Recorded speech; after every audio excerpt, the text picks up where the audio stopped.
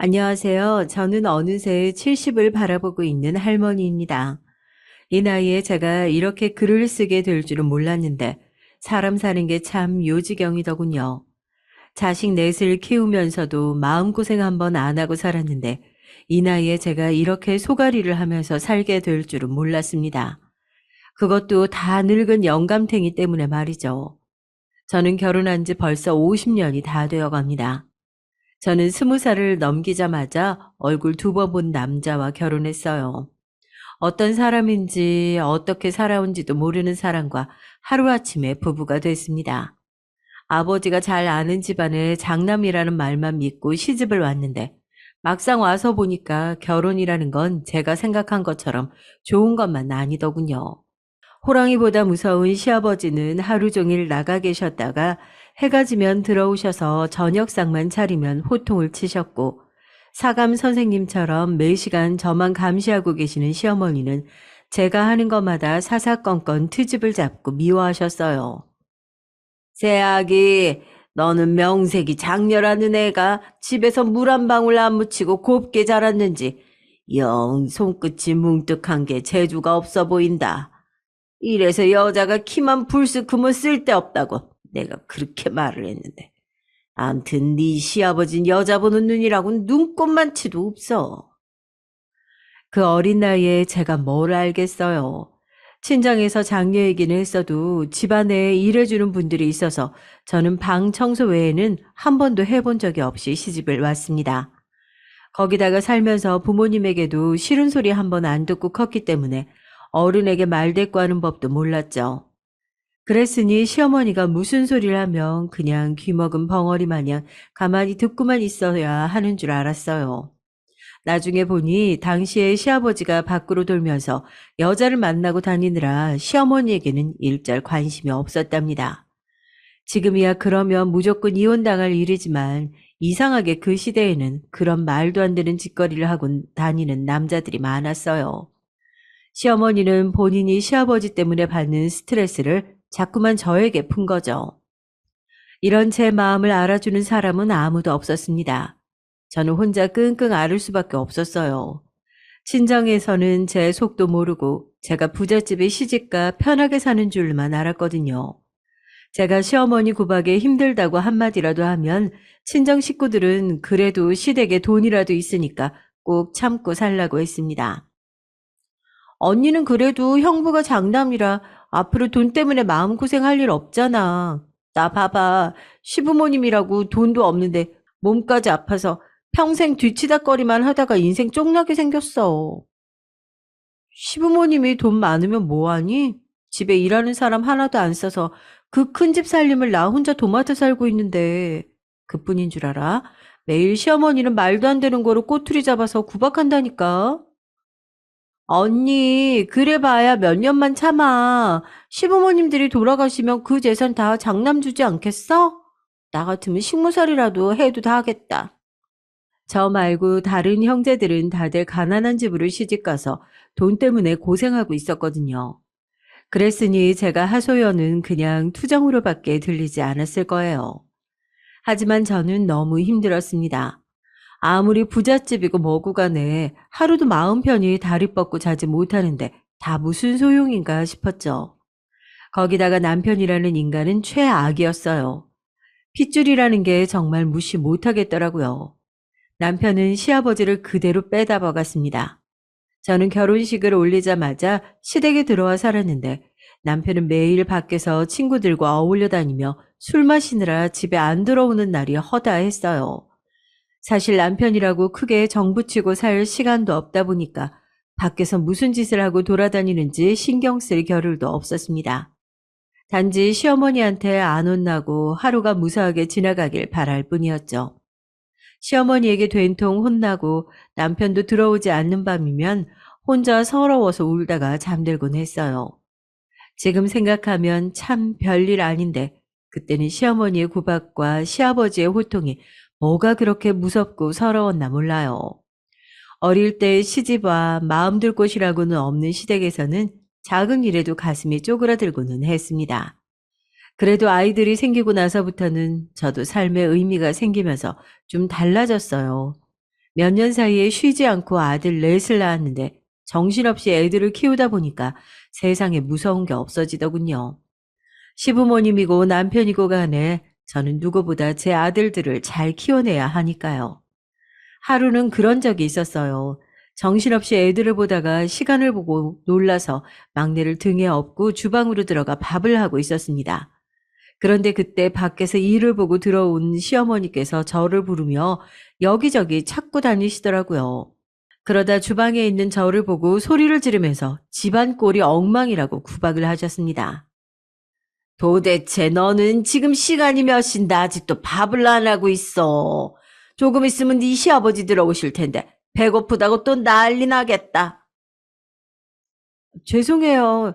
애들이 오늘따라 떼를 많이 부려서 정신이 하나도 없었어요. 금방 차릴게요. 아들 넷 혼자 돌보면서 그 큰 집 살림을 하기란 여간 힘든 게 아니었어요. 지금 생각해도 스스로 대견하다 느껴질 정도로 하루하루를 어떻게 버텼는지 모르겠습니다.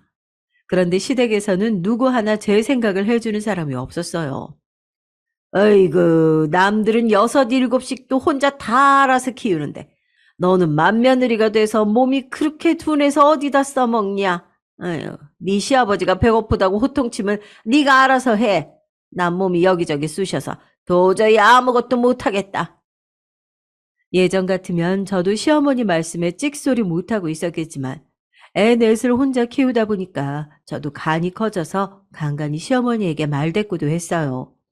매일 아들 낳으라는 소리만 할 줄 알았지 막상 같이 살면서 애들 한 번도 안 봐주시고 기저귀도 한 번 안 갈아주시는 시부모와 살다 보니 저도 말대꾸라도 안 하면 속이 답답해서 제가 먼저 병이나 죽을 것 같더라고요. 제가 몸이 둔한 게 아니라 집이 커서 일을 해도 안 끝나요. 이 정도 집이면 다들 집에서 일해주는 사람이 있는데 어머님, 아버님은 매일 아침이면 나가시니까 전 하루 종일 혼자잖아요. 제가 식모도 아니고 애들 키우면서 이 큰 집을 어떻게 다 해요? 뭐야?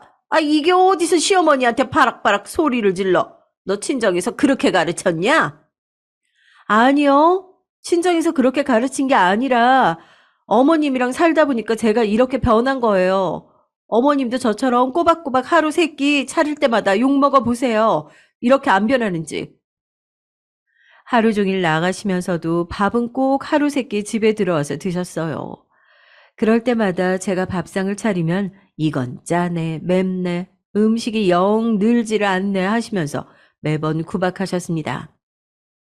제가 하는 게 그렇게 마음에 안 드시면 앞으로 어머님이 알아서 차려 드세요. 저도 더는 어머님 비유 못 맞추겠으니까. 제가 욱해서 한 소리라도 하면 시어머니는 항상 저희 친정 부모님까지 들먹이면서 그렇게 배웠냐고 고루한 소리를 하셨지만 그것도 처음에나 상처였지 계속 듣다 보니 어느새 적응이 돼서 아무렇지도 않더라고요. 저희 때야 시집살이라는 게 당연하다고 생각하면서 산 세대였으니 그냥 그렇게 하루하루 버티며 살았습니다. 그러다 보니 어느새 시간이 훌쩍 지나 아들들이 다 성장해 장가를 간다며 여자를 데리고 왔어요. 저는 다른 건 몰라도 자식 농사는 잘 지었다고 자부합니다. 첫째는 초등학교 선생, 둘째는 대기업 과장, 셋째는 은행 다니고 막내는 공무원이에요. 사람들은 저희 아들들을 보며 어쩜 누구 하나 빠지는 자식이 하나도 없다면서 다들 부러워했어요. 저의 고단한 인생의 유일한 행복이었죠. 저희 시부모님도 학가 생활을 내내 그렇게 저를 구박하고 못되게 구시더니만 나중에 돌아가실 때는 저더러 며느리 중에 제가 자식들은 제일 훌륭하게 키웠다고 칭찬을 하셨습니다. 저는 아들들 얼굴만 봐도 배가 불렀어요. 아들들은 알아서 훌륭하게 자라준 것만도 고마운데 효자이기까지 했어요. 저에게는 항상 잘했습니다. 저희 집안의 문제는 언제나 남편이었죠. 다른 집들은 자식이 많으면 다들 자식들이 사고 쳐서 부모가 수습해주기 바쁘다던데 우리 집은 반대였습니다. 남편이 사고뭉치였어요. 사실 남편이 사고치기 시작한 건 아주 오래됐습니다. 원래 철딱서니가 없어요. 한 번은 그런 적이 있었어요. 그때 일은 저는 지금도 잊히지가 않네요. 아이들이 어릴 때 일입니다. 남편이 친구들을 만나서 한잔하고 오겠다더니 새벽 3시가 넘을 때까지 집에 들어오지를 않더라고요. 술 먹고 늦은 적은 많았지만 그 시간까지 안 들어온 건 처음이라 걱정돼서 제가 주무시고 있는 시아버지를 깨워 말씀드렸습니다. 남편이 아직도 안 들어왔다고요. 그러자 시아버지는 미간을 잔뜩 구겼어요. 남자가 술 먹다 보면 외박도 할 수 있는 거지. 너는 조강지철하는 게 자존심도 없냐? 굳이 이 시간에 네 남편이 어디서 자는지 확인을 해야겠어. 요즘 같은 시대에는 상상도 못할 말이겠지만 저는 정말 시아버지라는 사람에게 저런 소리를 들었습니다. 제 남편이 술에 취해 어디서 자고 들어오는지 묻지도 따지지도 말랍니다. 저는 그날 한숨도 제대로 자지 못했어요. 시아버지와 이야기를 나누기 전까지는 남편이 그냥 어디서 술에 취해 쓰러졌나 보다 했는데 이야기를 나누고 나니까 나쁜 상상이 들었습니다. 저는 해가 뜨자마자 일어나서 남편이 자주 가는 술집에 찾아갔어요. 그런데 그곳에는 남편이 없었습니다. 술집 아저씨 말이 여기서 12시까지 있다가 나갔다네요. 어디로 갔냐고 물었더니 아저씨는 우물쭈물 하면서 말을 안 했어요. 하지만 분명 남편이 어디로 갔는지 아는 눈치였죠. 제가 눈을 크게 뜨고 따지듯이 말하니까 그제야 어느 다방으로 가보라고 했습니다. 언제나 불길한 예상은 빗나가지 않아요. 그 다방에는 남편이 있었습니다. 그것도 다방 안쪽 방에 우통을 벗은 채로 다방 마담을 옆에 끼고 자고 있었어요. 저는 그 광경을 보자마자 너무 화가 나서 밖으로 나갔습니다. 그러고는 변소로 달려가서 다짜고짜 똥물을 벗어 곤히 잠들어 있는 남편과 그 다방 마담년의 면상에 퍼부었죠. 으악, 이게 뭐야? 왜? 이 옆에 내가 미쳤어. 어디 감히 남편 얼굴에 똥칠이야. 세상에 이런 염치 없는 인간이 또 있을까요? 아들이 줄줄이 4씩이나 있는 아비가 돼서 다방 마담년이랑 버젓이 바람을 피우고도 미안한 기색조차 없었어요. 그날이 제 인생에 있어서 가장 후회되는 날입니다. 똥물을 가지고는 안 됐죠. 다른 건 생각하지도 말고 그때 아들들을 데리고 도망갔어야 했는데 제가 생각이 짧았습니다. 그래도 애들 아버지라고 없는 것보다야 있는 게 나을 것 같아서 참고 살았는데 늙어서까지 사람을 힘들게 하더군요. 시부모님이 돌아가시고 아들들이 대학에 가기 시작하면서 자연스레 서울로 올라왔습니다. 남편은 부모님이 남겨준 재산을 가지고 서울에서 새 사업을 시작했어요. 그때야 애들도 클 만큼 컸고 저도 서울살이에 적응하느라 바쁘게 살다 보니까 부부라고 해도 서로에게 별다른 관심이 없었죠. 사실 젊어서도 둘이 좋았던 시절이 없다 보니까 나이가 들어서도 그냥 말이 부부지 그냥 가족처럼 살았습니다. 남들도 다 그렇게 사는 줄 알았어요. 그런데 남편이 나이가 드니 이상하게 안 하던 잔소리를 그렇게 하더군요. 저도 나이가 들어가고 만사가 다 귀찮아지는데 옛날에 시부모님이 저에게 했던 것처럼 구박을 자꾸만 했습니다. 회사에 나가서도 점심때면 집에 들어와 밥상을 차리라고 성화였고 빨래 해놓으면 빨래를 왜 이따위로 해놨냐고 소리를 질렀습니다. 거기다가 젊어서도 안 하던 생활비를 가지고 저를 쪼아댔어요. 사실 지금까지 살면서 저는 제 손으로 돈 한 번 벌어본 적이 없습니다. 고등학교 졸업하자마자 시집 와서 평생 아들들 키우며 남편 그늘에서 살았으니까요. 시부모님 살아계실 때는 시부모님께 생활비를 받았었고 돌아가시고 나서는 남편이 생활비를 줬어요. 저는 서울에 올라와 일하고 싶다고 남편에게 말했습니다. 아이들도 이제 다 컸으니까 저도 제 생활일을 좀 하고 싶다고요. 그런데 남편이 난리를 쳤어요. 저같이 세상 물정 모르고 아무것도 모르는 여자가 어디를 가서 일을 하냐입니다. 당신이 뭘 안다고 나가서 돈을 벌어. 당신 수준에 나가서 돈 벌어 봐야 돈 100이나 버는 게 다일 텐데. 그 돈 번다고 나가면 내 밥은 누가 차려?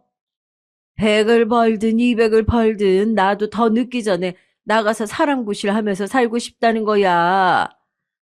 아이고, 알았어. 생활비가 부족해서 이러는구만. 내가 이번 달부터 생활비 100 더 줄 테니까 잔소리 말고 집에서 밥이나 해. 괜히 서울 올라왔다고 헛바람 들어서 헛짓거리 다 하고 다니지 말고. 생각해보면 제가 참 멍청하고 바보 같았어요. 왜 항상 뭐든지 남편에게 이야기해야 하고 허락을 받아야 한다고 생각했을까요?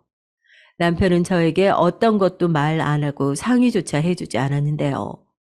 저는 지금까지 남편과 살면서 남편 재산이 어느 정도 있는지, 수입은 어느 정도 되는지 한 번도 들어본 적이 없었어요. 그냥 남편이 생활비를 주면 주는 대로 살았습니다. 그뿐만이 아니에요. 아들들에게도 모든 용돈과 지출은 남편을 통해서 하라고 했습니다. 아들들은 필요한 돈이 있으면 남편에게 직접 이야기하고 받아야 했죠. 거기다가 자식들 앞에서도 저를 무시했어요. 큰아들이 대학을 갈 때였는데 서울에 있는 대학으로 갈지 지역 내의 대학을 갈지 고민하고 있었어요. 서울에 있는 교육대에 원서를 썼다가 떨어지면 어떡하냐고요. 저는 아들에게 서울에 있는 교육대로 가라고 했습니다. 평소 큰아들이 서울에 가고 싶다고 노래를 불렀었거든요. 부모라고 다른 건 못해줘도 아들이 원하는 게 뭔지는 제가 분명히 알았습니다. 그때 남편은 저를 보며 혀를 찼어요. 무식한 여편 내가 뭘 안다고 애 대학 일에 관여를 해? 괜히 네 엄마 말 들었다가 서울에 있는 대학 떨어지면 어떡할 거야? 재수는 절대 안 되니까 그냥 안정권으로 써. 남편은 항상 저런 식으로 말을 했습니다. 무식한 여편네, 아무것도 모르는 여편네, 답답한 여편네. 그런 소리를 함부로 아이들 앞에서 했어요. 큰아들은 결국 제 말대로 서울에 있는 교육대를 지원해서 합격했습니다. 그때는 또 자기가 잘나서 아들이 서울에 있는 대학에 붙은 거라고 하더라고요. 역시 핏줄은 이래서 못 속인다니까. 우리 장남이 이 아버지를 그대로 빼다 박아서 머리 하나는 아주 기가 막혀요. 동네에 현수막이라도 하나 걸어야겠네. 언제는 안정권으로 그냥 동네 대학 쓰라면서요? 그거야 당신 닮아서 애가 영 모자랄까봐 한 소리지. 응? 다행히 날 닮아서 얼마나 다행이냐고. 저런 소리를 들으며 살다 보니 저는 점점 더 바보가 됐던 것 같아요. 권위적인 아버지 밑에서 크다 보면 아이들이 엄마를 무시할 수도 있고 아버지를 무서워할 수도 있는데 저희 아이들은 모두 다 바르고 착하게 자랐습니다. 아무리 문제가 좀 있는 아버지라도 어릴 때는 아버지 말이라면 다 잘 듣고 잘 따랐어요. 남편이 그래야 아들들에게 용돈도 주고 학원비도 내어주기도 했지만 그래도 아버지에게 말대꾸 한 번 안 하고 다들 착하게 자랐죠. 그런데 아들들도 성인이 되고 결혼도 하면서 자기 자식들도 생기고 나니까 달라지더라고요. 저를 대하는 남편의 모습에 아들들도 자꾸만 아버지에게 말대꾸하고 화를 내서 남편과 아들들 사이가 벌어지기 시작했습니다. 어느 날이었어요. 막내 아들 결혼식을 앞두고 오랜만에 가족들이 다 모여서 밥을 먹기로 했습니다. 막내 며느리가 될 아이도 놀러 오기로 했거든요. 그런데 조금 문제가 있었어요. 남편이 막내 며느리 될 아이를 썩 마음에 들어 하지 않았습니다. 그 전에 결혼한 세 아들들은 다들 그래도 직업도 좋고 집안도 웬만큼 사는 처가가 있었어요. 그런데 막내 며느리는 어려서 친정 부모님이 이혼하셔서 지금까지 어머니와 살고 있고 작은 어린이집에서 보육교사를 하고 있었죠. 제가 보기엔 애가 나긋나긋하고 애교도 많아서 예쁘게만 보였는데 남편은 직업도 집안도 어느 것 하나 마음에 안 든다며 이미 날짜를 잡은 이후에도 투덜거렸습니다. 그날도 이제 결혼식이 한 달밖에 안 남았는데 옷을 갈아입으면서 저에게 투덜거리더군요. 막내는 도대체 누굴 닮아서 애가 그렇게 머리가 나빠, 응? 힘들게 공무원 시험 봐서 7급 어렵게 돼놓고도 여자 보는 눈이 그렇게 없어, 응? 어디서 결혼할 리가 없어서 월세 사는 애를 만나? 저는 혹여나 밖에 있는 자식들이 듣기라도 할까봐 남편 입을 막았습니다. 아유, 그만 좀 해요. 둘이 좋아서 사이좋게 살면 그만이지. 부모가 왜 자식이래 그렇게 말이 많아요? 아들의 며느리까지 집에 다 와 있는데 할 말이 있고 안 할 말이 있는 거지. 남편은 눈치 없이 자꾸 듣기 싫은 소리를 해대더니 저도 짜증이 나더군요. 그래서 그만하라고 한 소리 한 건데 남편이 제 말에 혼자 욱했어요. 괜히 언성을 높이더라고요.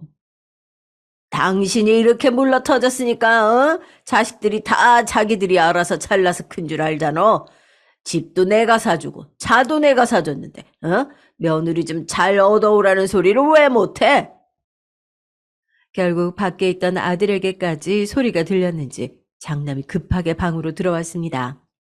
아들은 들어오자마자 남편에게 왜 어머니에게 소리를 지르냐고 화를 냈어요. 사실 아들 중에서도 장남이랑 남편 사이가 가장 안 좋거든요. 저는 제 남편 때문에 속상해도 아들들만은 아버지를 싫어하지 않았으면 해서 남편이 바람을 피우고 사고를 치고 다녀도 한 번도 말 안 하고 숨긴다고 숨겼는데 큰아들은 아버지를 싫어했어요. 큰아들도 크면서 보고 자란 게 있다 보니 아버지에 대한 마음이 쌓이고 쌓여 묵은 감정이 많은가 보더라고요. 내가 막내 며느리 마음에 안 든다고 한마디 했다고 네 엄마가 먼저 나더러 너희들이 일에 신경 쓰지 말라잖냐. 아버지가 자식들한테 그런 소리도 못하냐? 며느리가 마음에 안 들면 아들한테 말하면 되지. 아, 왜 어머니한테 큰 소리를 치세요? 그리고 어머니 말 틀린 거 없죠, 뭐.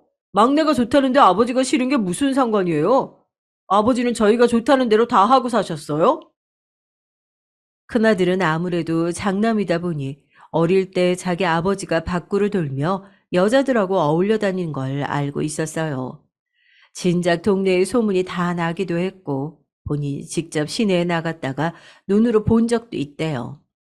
남편이 다방 마담하고 있는 걸 말이죠. 그러다 보니 아들 중에서도 장남인 큰아들이 아버지와 사이가 가장 좋지 않았습니다. 같은 남자로서 아버지가 창피하고 이해가 안 된다고요. 이 자식이 네 엄마가 너희 내 키우느라고 고생하는 동안 나는 놀았냐?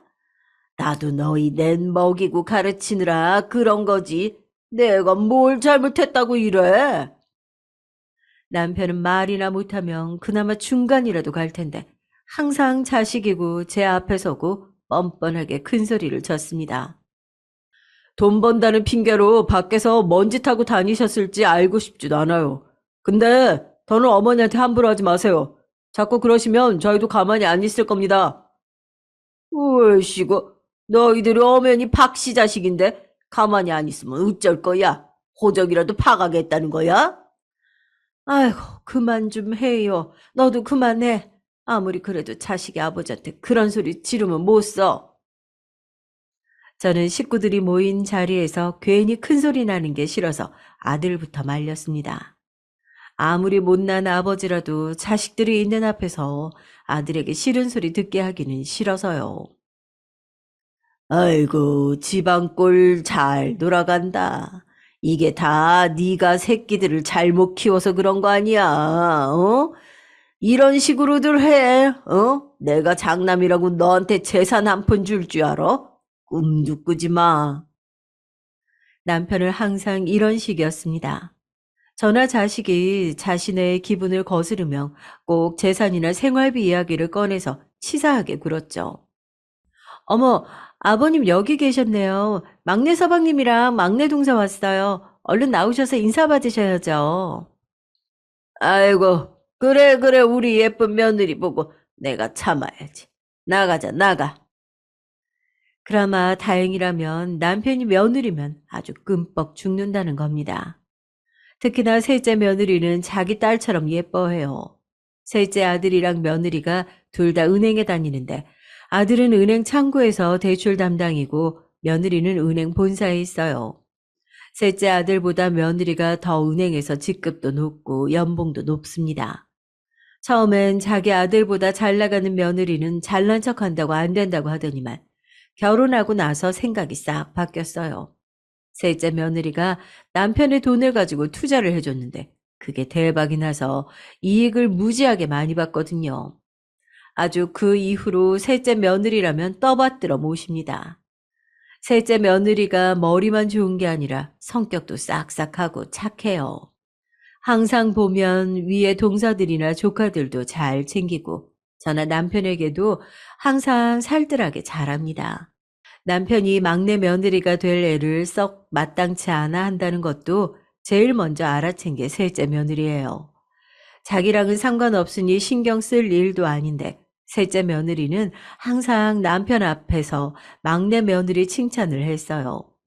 그날도 막내 며느리가 될 애가 제 스카프랑 남편 목도리를 사왔는데 세자가 나서서 예쁘다고 난리를 쳤죠. 센스 있다고요. 그 말에 금세 기분이 좋아진 남편이 신나서 목도리를 목에 두르고 밥을 먹더라고요. 인간이 가만히 보면 참 단순합니다. 셋째 며느리를 보고 있으면 저는 왜 저렇게 못했나 싶기도 해요. 저렇게 밝게 애교도 부리고 말도 예쁘게 했으면 남편이 저를 두고 딴 여자한테 한눈 파는 일은 없었을까 싶기도 하고요. 이제 와서 이런 이야기하면 뭐 하겠어요. 다 부질없는 걸요. 그래도 막내 결혼식은 잘 끝났죠. 남편이 끝까지 막내 앞에서 이상한 소리라도 할까봐 걱정이 많았는데 무사히 끝났습니다. 그런데 사람이 어디 변하나요? 남편은 정말이지 구제불능입니다. 남편이 또 허튼 짓을 했어요. 저는 몰랐는데 막내가 결혼하고 나서 남편이 막내 며느리를 어지간히 힘들게 했나 봐요. 남편 회사에서 막내네 신혼집이 걸어서 5분 정도밖에 안 걸려요. 남편이 툭 하면 막내 집에 갔나 봐요. 한두 번이야 아들 사는 게 궁금해서 갔다고 치지만 아들 며느리 다 일하러 가서 없는데 집에 왜 자꾸 드나드는지 도무지 제 상식으로는 이해가 안 됩니다. 며느리가 출근했는데 남편이 불쑥 전화해서는 현관 비밀번호를 물어봤다나 봐요. 막내 며느리는 당황해서 무슨 일이시냐고 물었는데 그 말에 남편이 버럭 소리를 질렀답니다. 아버지가 아들 집에 좀 가보겠다는데 며느리가 돼서 무슨 일이냐니. 너는 그걸 질문이라고 하냐? 어쩜 그렇게 자기 아버지가 하던 짓을 보지도 않았는데 똑같이 하는지 모르겠어요. 저희 시아버지도 그러셨거든요. 제가 방에서 아들 재우다가 잠이라도 들면 방문을 벌컥 열고 들어와서 시부모 모시고 사는 며느리가 대낮에 방에 누워서 자냐고 소리를 지르셨죠. 그날 이후 남편은 수시로 막내네 집에 드나들었답니다. 거기다가 이거 해놔라 저거 해놔라 시켰나 봐요. 어느 날은 목이 좀 갈갈하다면서 막내 며느리에게 배랑 대추를 사다가 끓여놓으라고 했대요. 또 어느 날은 회사 직원들이랑 나눠 먹게 도시락을 싸라고까지 했답니다.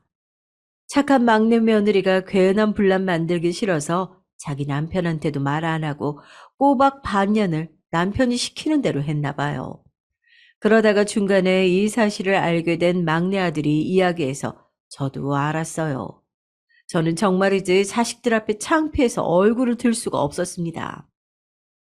시집살이를 시켜도 정도가 있는 거지. 매일 새벽부터 나가서 일하는 며느리한테 어떻게 그렇게 쓸데없는 짓을 시킬 수가 있어요. 며느리가 넷이나 있는데 막내한테만 이러는 건 엄연히 며느리 괴롭히는 거지. 얼씨구, 괴롭히긴 누가 괴롭혀.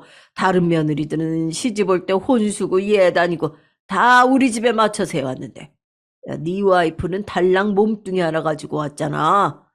그러니까 내가 일 좀 시킬 수도 있는 거지 뭘 그래. 남편은 가만 보면 정말 정신이 나간 것 같습니다. 어떻게 저런 사고방식으로 살 수가 있을까 싶을 정도로요. 그때 일로 남편에게 질린 막내 아들은 자기 아버지 얼굴도 보기 싫다고 명절에도 오지 않겠다고 했어요. 아버지 없을 때 저만 보고 가겠다고요. 저는 말리고 싶어도 말릴 수가 없었습니다. 저라도 그렇게 하고 싶었을 테니까요. 그래도 막내와 막내 며느리가 명절날 집에 왔습니다. 착한 막내 며느리가 자기 때문에 이 일이 벌어진 것 같아 죄송하다면서 막내 아들을 끌고 왔더라고요. 저는 남편에게 당장 며느리에게 가서 사과하라고 다신 그러지 말라고 했는데 제 말을 들을 인간이 아니었죠. 오히려 더하면 더하는 인간이었어요. 그래서 분위기 좋게 저녁까지 다 챙겨 먹었는데 과일을 먹다가 남편이 쓸데없는 소리를 하더라고요. 아버지 얼굴은 이제 보기 싫다고 명절날 안 온다고 하더니만 갑자기 왜 왔대? 하긴 네가 이 아버지 없으면 어떻게 살 거야? 꼴랑 공무원 월급 받아서 그런 집 살 수도 없는데. 남편은 안 그래도 마음 안 좋은 자식에게 젖단 소리를 했습니다. 막내 아들은 금세 얼굴이 빨개져서 같이 언성을 높였어요. 제가 오고 싶어서 왔는 줄 아세요? 아버지가 그렇게 미워하시는 막내 며느리가 그래도 아버지한테 그러면 안 된다고 해서 억지로 온 거라고요. 누가 억지로 오라 이 자식아. 어? 자식 새끼라고 힘들게 키워놨더니만. 저 자식 저 하는 거 봐봐 저. 어? 너 지금 당장 내가 사준 아파트에서 나가. 너 같은 자식한테 10원 한 푼 아까우니까. 남편은 눈에 보이는 걸 집어 던지고 소리를 질러댔습니다. 다른 아들들과 며느리들이 말렸지만 소용없었어요. 이미 막내 아들은 마음이 돌아설 대로 돌아섰습니다. 아버지는 그깟 돈 말고는 자식들한테 할 말이 없죠. 차라리 잘 됐어요. 이제 더는 아버지 도움 없이 알아서 살 테니까 저 신경 쓰지 마시고 사세요. 막내 아들은 다시는 아버지 얼굴 보고 싶지 않다고 하고는 그 자리에서 돌아가 버렸습니다. 저는 너무 속상해서 그날 밤새 울었어요. 분위기가 그렇게 돼버렸으니 다른 아들과 며느리들도 돌아가라고 했습니다. 저는 지금까지 평생 아들들만 보며 살았어요. 남편만 생각하면 절대 결혼 생각을 유지하면서 살지 않았을 거예요. 진작 나가도 나가겠죠. 그런데 지금까지 버티고 산 세월이 무색할 정도로 남편은 답이 없는 인간이었습니다. 이 인간 머릿속에는 여자랑 돈 말고는 아무것도 없었어요. 저는 그때 처음으로 남편과 이혼해야겠다는 생각을 했습니다. 그전에는 남편이 저에게 무슨 짓을 해도 아이들 생각해서 이혼은 생각해 본 적이 없었는데 그 인간 때문에 내 자식이 상처받았다고 생각하니까 더는 남편이라고 부르고 싶지도 않았어요. 자식이 힘들게 결심하고 왔는데 애를 꼭 그렇게 내쫓아야겠어요? 당신 진짜 애들 아버지 맞아? 어쩜 그렇게 자기 생각밖에 안 해? 이 여편 내가 아들들이 커서 자기 편 좀 들어준다고 아주 기고만장해져서는 정신이 나갔구만. 응? 어디서 감히 남편한테 바락바락 대들어. 그 늙어서 주름 자글거리는 상판 보고 싶지도 않으니까 당신도 막내 따라서 나가고 싶으면 나가. 남편은 아들을 내쫓은 거로도 모자라서 제게 막말을 퍼부었습니다. 막말을 들은 게 처음은 아니지만 제 외모 가지고 사람을 모욕하는 말은 처음이었어요. 젊어서 그렇게 바람을 피우고 다녔어도 집에 들어와서 저더러 못났다고 하지는 않았었는데 다 늙어서 저런 소리를 들으니까 저도 충격이더라고요.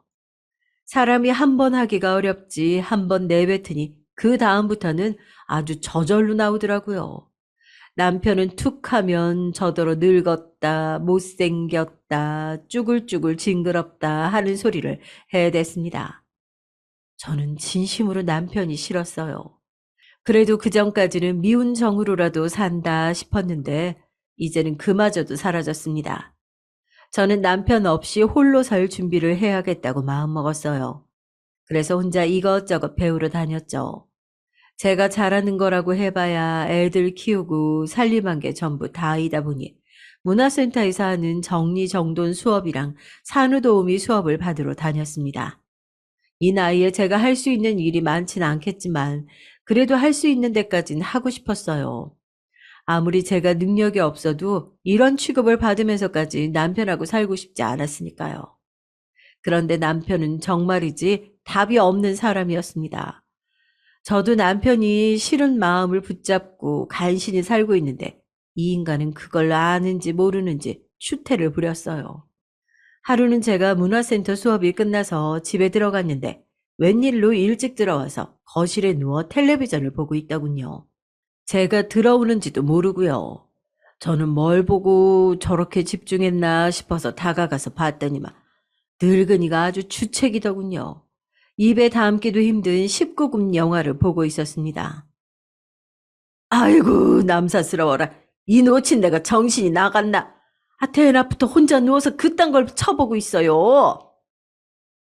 그제야 제가 들어온 걸 안 남편은 슬쩍 저를 올려다보더니 놀라지도 않고 계속 텔레비전을 봤습니다. 그러더니 소리까지 더 키우더라고요.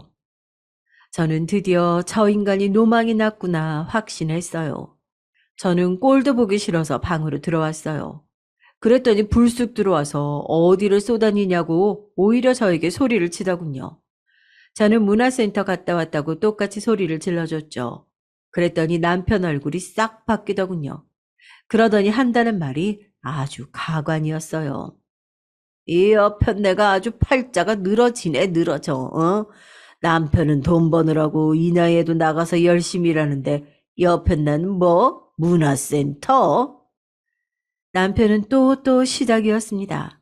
생활비를 좀 올려줬더니 살판 나서 여기저기 돈 버리고 다닌다고 말도 안 되는 소리를 짓거렸죠. 다 늙은 쭈구렁 할머니가 문화센터 가서 돈 주고 뭘 배워오고 쓸 수나 있냐고. 아이고, 아주 남편이 힘들게 번 돈으로 남 좋은 일 시키고 있네. 남편 말대로 저도 이제 늙었습니다. 여기저기 몸도 마음도 늙어서 아프고 힘들어요. 그런 와중에 남편한테 구박까지 받으려니 도무지 살 수가 없더군요. 당신이야말로 노망났냐? 응? 다 늙어서 혼자 야한 영화나 보는 주제에 누구더러 쭈구렁 할머니래? 저는 없는 힘을 쥐어짜서 남편에게 발악을 했습니다. 남편이 너무너무 싫어서 얼굴도 쳐다보기가 싫었어요. 너같이 볼 거 없는 여자랑 평생 살아봐라. 저런 거라도 혼자 보면서 충전해야지. 세상에 만약 싸가지 없이 말하기 대회가 있다면 아마 이 인간이 1등일 겁니다. 저는 상정도 하고 싶지 않아서 꼴도 보기 싫다고 소리 지르고 나와버렸어요. 나라고 당신 같은 인간이랑 살고 싶어서 살았는지 알아? 다 늙어서 밥이라도 얻어먹고 살고 싶으면 입 닥치고 살아. 남편과 저는 서로에게 상처 주는 말만 잔뜩 뱉어내고 각자 방으로 들어갔습니다. 저는 그날 자는데 억울하고 원통해서 잠들 수가 없었어요. 정말 이대로 이런 인간과 계속 살아야 하나 싶더라고요. 그런데 그날 이후 달라진 건 저뿐만이 아니었습니다. 남편도 달라졌어요. 아들들이 결혼하고 손주, 손녀들을 생기고 나서는 그래도 밖으로 도는 게 좀 나아졌었는데 몇 달 새 부쩍 이 핑계, 저 핑계 대며 밖으로만 돌았습니다. 젊었을 때나 하던 짓을 또 시작하니 저는 슬슬 걱정이 앞섰어요. 물론 남편과 헤어져야겠다 마음은 먹었지만 그래도 이 나이에 자식들 앞에서 창피한 짓은 하지 않았으면 해서요. 그런데 남편은 일절 생각이라는 게 없는 인간이었습니다. 정말 꼴값을 떨어도 별의별 꼴값을 다 떨었어요. 글쎄 제 입으로 말하기도 민망합니다. 남편이 또 바람이 났어요. 그것도 남편보다 20살이나 어린 여자랑요. 그걸 어떻게 알았냐고요? 남편이 그 여자를 데리고 집으로 들어왔습니다. 몇 달 밖으로 돌아도 별말 없이 조용하게 지내길래 그냥 일이 바쁜가 보다 했더니 뜬금없이 집에 웬 여자를 데리고 왔어요. 그러더니 한다는 말이 저더러 이혼해달랍니다. 인사해. 내 여자친구야. 당신도 보면 알겠지만 내가 어디 가서 꿀리는 외모도 아니고 거기다 재료까지 갖추고 있잖아. 이런 남자가 어떻게 당신 같은 여자랑 평생 살겠어. 우리도 자식 낳고 살 만큼 살았으니까 이제 그만 정리하고 이혼해. 저는 이 인간이 노망났나 했어요. 그게 아니고서야 이럴 수가 있나 싶었죠. 그 옛날에 제가 얼굴에 부어버린 똥물을 먹고도 정신을 못 차렸나 봐요. 다 늙어서 누가 봐도 냄새나는 노인네 주제에 여자친구가 있다네요. 거기다가 데려온 여자는 제 큰아들과 몇 살 차이도 안 나 보였어요. 그러더니 한다는 소리가 저더러 이혼해달래요. 그 어린 년이랑 재혼하겠다고요. 저는 기가 막히고 코가 막혀서 말문이 턱 막혔습니다. 남편이 데려온 상간녀는 누가 봐도 사기꾼처럼 생겼어요. 40대 후반은 되어 보이는데 미니스커트에 배꼽이 훤히 보이는 티셔츠를 입고 진한 화장을 하고 새초롬한 얼굴로 남편 손을 꼭 잡고 앉아 있었죠. 당신 드디어 노망났어? 어? 다 늙어서 딸 같은 여자 데려다가 지금 뭐 하는 짓이야? 자식들 보기 창피하지도 않아? 저는 입 밖으로 내기도 부끄러워 죽겠는데 남편은 아주 정신이 나가서 상간녀 어깨를 꼭 끌어안더라고요. 사랑의 나이가 뭐가 중요해? 왜? 지금까지 당신처럼 못생긴 여자랑 사느라 아주 고역이었다. 그리고 자식들 핑계 좀 대지 마. 자식 새끼들 이제 다 컸고 나는 아버지로서 할 만큼 다 했어. 이제 나도 내 인생 살 거니까 내 앞길 막지 마. 정말 대단한 인간입니다. 아주 불면의 사랑이 따로 없더군요. 지금까지 저같이 못난 여자랑 사느라 너무 고생했으니 앞으로는 젊고 예쁜 여자랑 살겠다네요. 그때였어요. 옆에 있던 여자가 저를 보며 한심하다는 듯이 씩 웃는데 화가 머리끝까지 오르더군요. 저 젊은 상간년년이 뭐가 아쉬워서 당신 같은 쭈그렁 아저씨랑 살겠다고 하겠어. 누가 봐도 당신 돈 보고 접근한 거지. 멍청한 인간아, 정신 차려. 어머, 아우 할머니야말로 뭘 한다고 이래요. 내 사랑 모욕하지 말아요. 나 우리 준창 씨 사랑해서 결혼하는 거예요. 그러니까 할머니가 물러나요. 뭐, 결혼? 내가 이 인간 조강지천데 네가 무슨 수로 결혼을 해? 저는 그대로 상간녀에게 달려들어 머리끄덩이를 잡았습니다. 저는 젖먹던 힘까지 다 쥐어짜서 상간녀년의 머리를 흔들었어요. 이런 정신나간 미친년 놈들이 따로 없네. 어디서 부끄러운 줄도 모르고 떠들어. 아우 자기야 오빠 이 할망구 좀 떼어내. 자기? 오빠? 이거 완전 또라이 아니야. 오늘 너 죽고 나 죽자. 그런데 그때였어요. 남편이 저에게 달려들더니 저를 상간녀에게서 떼어냈습니다. 저는 바닥에 쿵 소리가 날 정도로 세게 넘어졌어요. 그러더니 한다는 소리가 저더러 나가라네요. 나가! 지금부터 당신이 아니라 난 우리 자기랑 살 거니까 당신이 짐 싸서 나가! 남편은 제 방에서 가방을 가지고 나와 제 앞에 던졌습니다. 남편은 저더러 나가라며 소리를 질렀어요. 저는 어안이 벙벙해서 그대로 바닥에 주저앉아 있었죠. 그런데 상간녀녀는 저를 내려다보며 비실비실 웃고 있었습니다. 그때 저는 정말 둘 다 찢어 죽이고 싶더군요. 저도 너무 서럽고 수치스러워서 마음 같아서는 이대로 도망치고 싶었어요. 하지만 도무지 저 혼자 뭘 어떻게 해야 할지 몰라 앞이 까마득하기만 했습니다. 그때였어요. 제가 자리에 주저앉은 채 그대로 있자 답답했는지 남편이 자리에서 벌떡 일어나 저를 일으켜 세웠어요. 저더러 지금 당장 버티지 말고 나가라더군요. 저는 그대로 쫓겨났습니다. 아주 젊은 년이랑 놀아나더니 힘이 넘치는지 저를 끌어다 현관 밖으로 내동댕이를 쳤어요. 저는 한참을 바닥에 주저앉은 채 넋이 나간 사람처럼 처량하게 앉아 있었습니다. 너무 속 터지고 답답하니까 눈물도 안 나오더군요. 이게 꿈이 아니고 현실이 맞기는 한지 분간하는데 한참 걸렸어요. 저는 한참을 그러고 있다가 큰아들에게 전화했습니다. 자식들에게는 말하고 싶지 않았지만 정말이지 초라하게도 말할 곳이 없었어요. 큰아들이 데리러 와서 바로 아들네로 갔습니다. 큰아들은 곧바로 다른 아들들과 며느리들까지 다 불렀죠. 아들들과 며느리들은 제 이야기를 듣고는 다들 화가 나서 곧바로 남편에게 쫓아가겠다는 걸 말렸어요. 너희 아버지라는 인간 눈이 완전히 돌았어.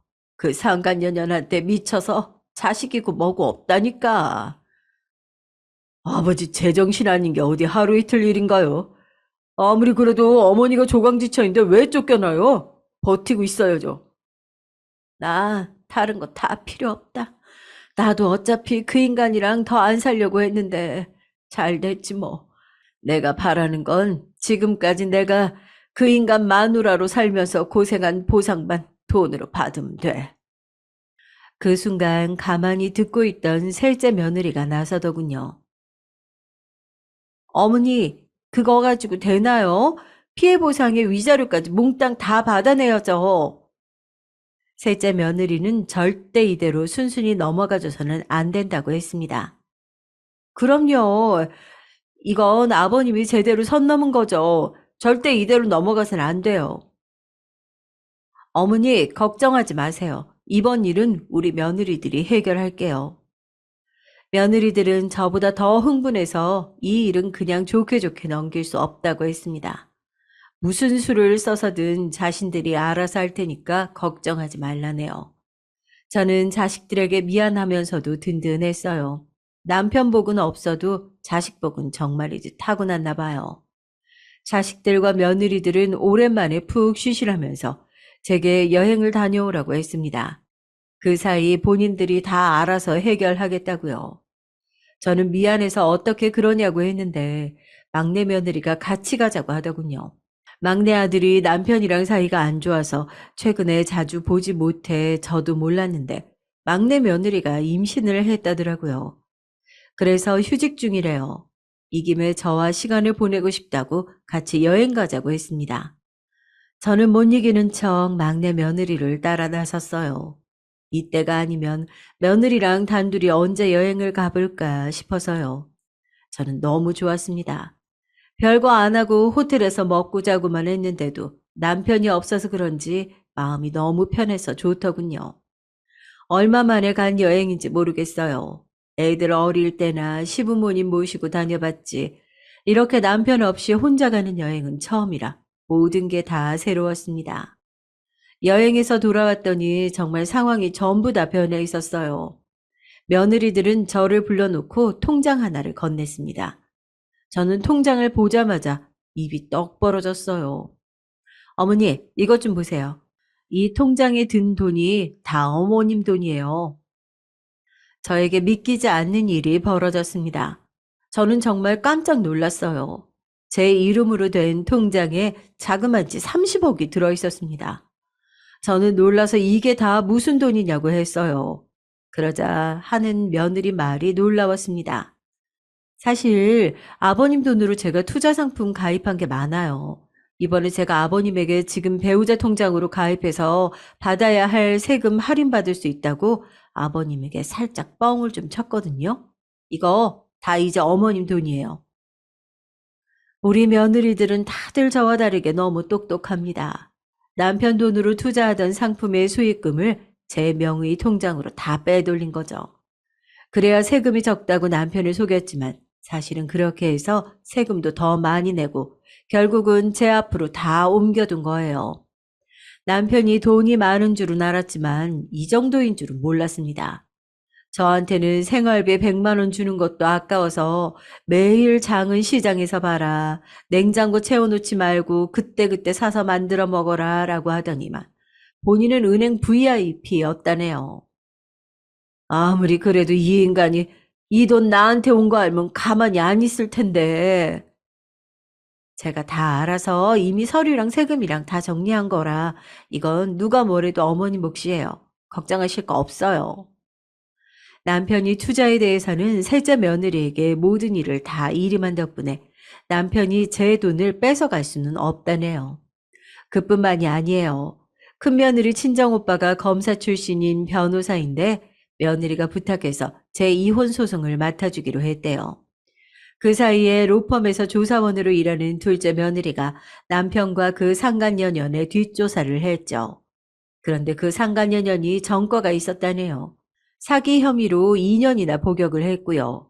자세하게 무슨 일로 복역했는지는 모르지만 분명 남편에게 접근한 일과 관련이 있을 테니 자세히 알아본다고 하더군요. 거기다가 남편과 그년의 불륜 증거도 며느리들이 다 준비해서 고소장을 벌써 준비해 뒀더라고요. 저는 아무것도 한 거 없이 서류에 사인만 했습니다. 만만의 준비를 다 한 덕분에 남편을 알거지로 만드는 데 성공했죠. 그 멍청한 인간이 그 상간녀년에게 땅을 넘겨주려고 한 사실을 알게 된 아들들이 남편이 그년에게 땅을 넘겨주게 그냥 그대로 뒀어요. 남편이 사기를 당하게요. 그래야 나중에 상간녀 소송에서 제가 이기고 피해 보상금을 받기 쉽답니다. 그리고 며칠 뒤 아들들이 남편의 집에 들이닥쳐서 그년을 내쫓았습니다. 제가 쫓겨난 것과 똑같이요. 그러자 남편이 화를 내며 아들들 멱살을 잡고 난리를 쳤대요. 네가 뭔데 내 집에 들이닥쳐서 내 여자친구를 쫓아내? 이 자식들이 그 손 놓고 썩 꺼지지 못해? 와, 아버지 진짜 추잡한 거 알아요? 저런 사기꾼년이 미쳤다고 아버지같이 늙은이가 좋아서 살겠어요. 제발 정신 좀 차려요. 너희들이 뭘 안다고 그래? 우리는 사랑하는 사이라고. 아버지, 정신 차리고 이거 봐요. 아버지가 그렇게 사랑하는 여자가 아버지한테 사기친 증거가 바로 여기 있으니까요. 남편이 상간녀에게 넘긴 땅을 어느새 그년이 팔아서 딴 남자에게 보낸 정황을 아들들이 그대로 찾았습니다. 큰아들이 남편의 눈앞에 서류를 버젓이 보여줬어요. 그런데도 그 멍청한 인간이 증거를 보고도 인정하지 않았답니다. 말도 안 돼. 그럴 리가 없어. 자기야, 아니지. 이거 다 거짓말이지. 남편은 추잡스럽게 상간녀의 다리를 붙들었답니다. 아니라고 말해달라고요. 거기 상간녀 씨, 당신도 정신 차려. 우리가 이 증거를 어떻게 갖고 있겠어? 당신 우리가 신고해서 사기죄로 곧바로 조사받을 거야. 그리고 한 가지 알아도 아버지 재산 우리가 다 어머니 앞으로 옮겨놔서 우리 아버지 완전 빈털털이야. 당신 그래도 우리 아버지랑 살 거야? 그래도 산다고 하면 우리가 새어머니로 인정해 줄게. 뭐야? 그게 도대체 무슨 소리야? 재산을 다 옮겼다니. 빈털털이라니? 그러니까 우리 아버지 앞으로 된 재산은 이 집 달랑 하나라고. 그마저도 어머니가 소송하면 난리는데 그래도 우리 아버지랑 살 거야? 그때였습니다. 아들 말이 채 끝나기도 전에 그 상간녀년이 짐을 쌌답니다. 아으, 똥 밟았네, 똥 밟았어. 상간녀는 그대로 제 발로 나가려고 했다네요. 그 순간 남편이 그년 앞을 가로막았대요. 자기야, 어디가? 우리 천년만년 행복하게 살기로 했잖아. 천년만년은 무슨, 이 냄새나는 노인네가 저리 꺼져. 그동안 그 냄새 찾느라고 개고생을 했는데, 하나도 못 건졌네. 그대로 남편을 버려졌습니다. 그리고 자식들에게도 버려졌어요. 저는 예정대로 상간녀 소송이랑 이혼 소송을 했는데 제가 다 이겼습니다. 저는 피해 보상으로 상간녀와 남편에게 위자료를 받을 수 있었죠.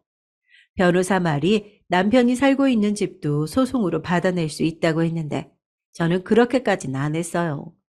그래도 그 인간 덕분에 금쪽 같은 아들들을 낳았으니 그 정도는 예따 던져줄 수 있었습니다. 여보, 왜 이래? 우리가 지금까지 산 세월이 있는데 이 정도는 애교로 넘어가 줄 수 있잖아. 내가 이렇게 무릎 꿇고 사정할게. 제발 용서해줘. 자기밖에 모르는 재수탱이 인간이 빈털터리가 되고 나니 그제야 제게 사정을 하더군요. 저는 속이 후련하면서도 남편이 저 정도로 구질구질한 인간인가 싶었습니다. 미친 인간 헛소리 하고 있네. 내가 돈 많은데 너랑 왜 사냐? 나도 이제 젊은 놈 만나서 새 출발할 거니까 저리 꺼져. 늙은이 냄새나. 그렇게 저와 남편은 끝났습니다. 그날 이후 한 번도 만나지 않았어요. 가끔 아들들이나 며느리들에게 연락하는 것 같은데 저한테는 일절 말하지 않으니 신경 쓰지 않습니다. 저는 아주 잘 지내요. 작은 집 하나 사고 건물 하나 사서 편하게 놀고 먹고 있습니다. 남은 돈은 며느리들에게 똑같이 나눠줬어요. 저에게 자유를 가져다 준 게 바로 며느리와 아들들 덕분이니까요. 지금까지 저의 긴긴 이야기 들어주셔서 감사합니다. 여러분에게는 언제나 좋은 일만 있으시길 바랄게요. 안녕하세요. 지역 내 나름 유명한 가업을 물려받아 명맥을 이어오고 있는 어엿한 60대 가장입니다. 아이들은 일남일녀로 아들은 유학길에 올라 미국에서 생활 중이고 딸은 이제 취업한 지 1년가량 지났습니다. 저희 집은 지역에서 알만한 사람들은 다 안다는 나름 유명한 세차장이에요. 평일은 물론 주말에도 고객이 많아 대기표를 받아도 집에 돌아가는 실정이죠. 현재는 직원들이 많아서 매일 가지는 못해도 일주일에 한 번씩은 꼭 사업장에 방문합니다. 딸아이는 아직 취업한 지 얼마 안 되어 독립하지 않았어요. 집에 있는 시간이 많아질수록 딸과 함께 놀러 다니는 일도 많았죠. 못해도 2달에 한 번은 가족 여행을 가고 종종 외식도 하며 여느 단란한 가정처럼 잘 지내고 있었습니다. 3달 전부터 딸아이의 행동이 조금 달라졌어요. 주말마다 집에 있는 저를 조르며 밖에 나가자며 팔을 이끌었던 딸이 외출하기 시작했죠. 부모로서 아쉬운 부분은 있었지만 이제 딸도 어엿한 숙녀고 여자였기 때문에 연애하는 건 자연스러운 일이라 생각했죠. 집에 귀가할 때 꽃다발을 들고 오거나 쇼핑백을 가져와 들킬까봐 살금살금 걸어가는 것도 못 본 척 해주며 딸의 연애를 응원했습니다. 그런데 평소처럼 가족끼리 모여 아침 식사를 하는 어느 날 딸이 조심스럽게 이야기를 꺼내더라고요. 그때 약간 심장이 덜컹했습니다. 아빠, 나 할 말 있어. 할 말? 드디어 그 순간이 왔다고 생각하며 아무것도 모른다는 표정으로 딸을 물끄러미 바라봤죠. 나 만나는 사람 있는데 아빠랑 엄마한테 한번 소개해주고 싶어. 엄마, 아빠 언제 시간 돼? 눈치 보고 있는 딸의 표정이 얼마나 귀엽던지 집사람과 함께 약속이나 한 듯 눈을 마주치고 싱긋 웃었습니다.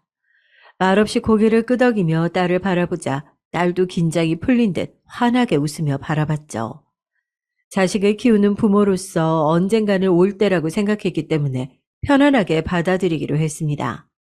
과거 아내와 만날 때도 힘들었던 순간이 있었기에 적어도 결혼에 있어서는 자식들의 의견을 많이 존중해주는 부모가 되고 싶었거든요. 그리고 예비 사위 될 사람을 먼저 만나보기로 했어요. 딸에게 듣기론 건실하게 회사도 다니고 있고 아주 좋은 대기업은 아니지만 그래도 사람이 좋다면 전 허락해줄 생각이 있었습니다. 그리고 예비 사위가 오던 날 아내는 부산을 떨었어요. 무엇을 차려줘야 하나 한참 고민을 하더니 임금님 수라상 같은 저녁 식사를 준비해 놨고요. 그걸 보니 속으로 많이 긴장했구나 싶어서 웃음이 나왔습니다. 안녕하세요, 어머님, 아버님. 아이고, 왔어요. 오늘하고 고생했어요. 그리고 맞이한 예비사위는 딸아이 말대로 아주 건실한 사람이었습니다. 아니, 그 이상이었어요. 공기업에 다니고 있다는 예비사위는 부드럽게 분위기를 이어갔고 다소 긴장된 듯 보이지만 어른들을 대하는 예의 있는 모습이 참 마음에 들었습니다. 신혼집은 어디로 갈 생각인가? 상의해 봤는데 지연 씨 회사 근처로 하려고 합니다. 아무래도 출퇴근이 빨라야 좋으니까요. 사실 예비사위 집은 그다지 잘 사는 것 같진 않았어요. 딸애가 미리 언지를 주어 알곤 있었죠.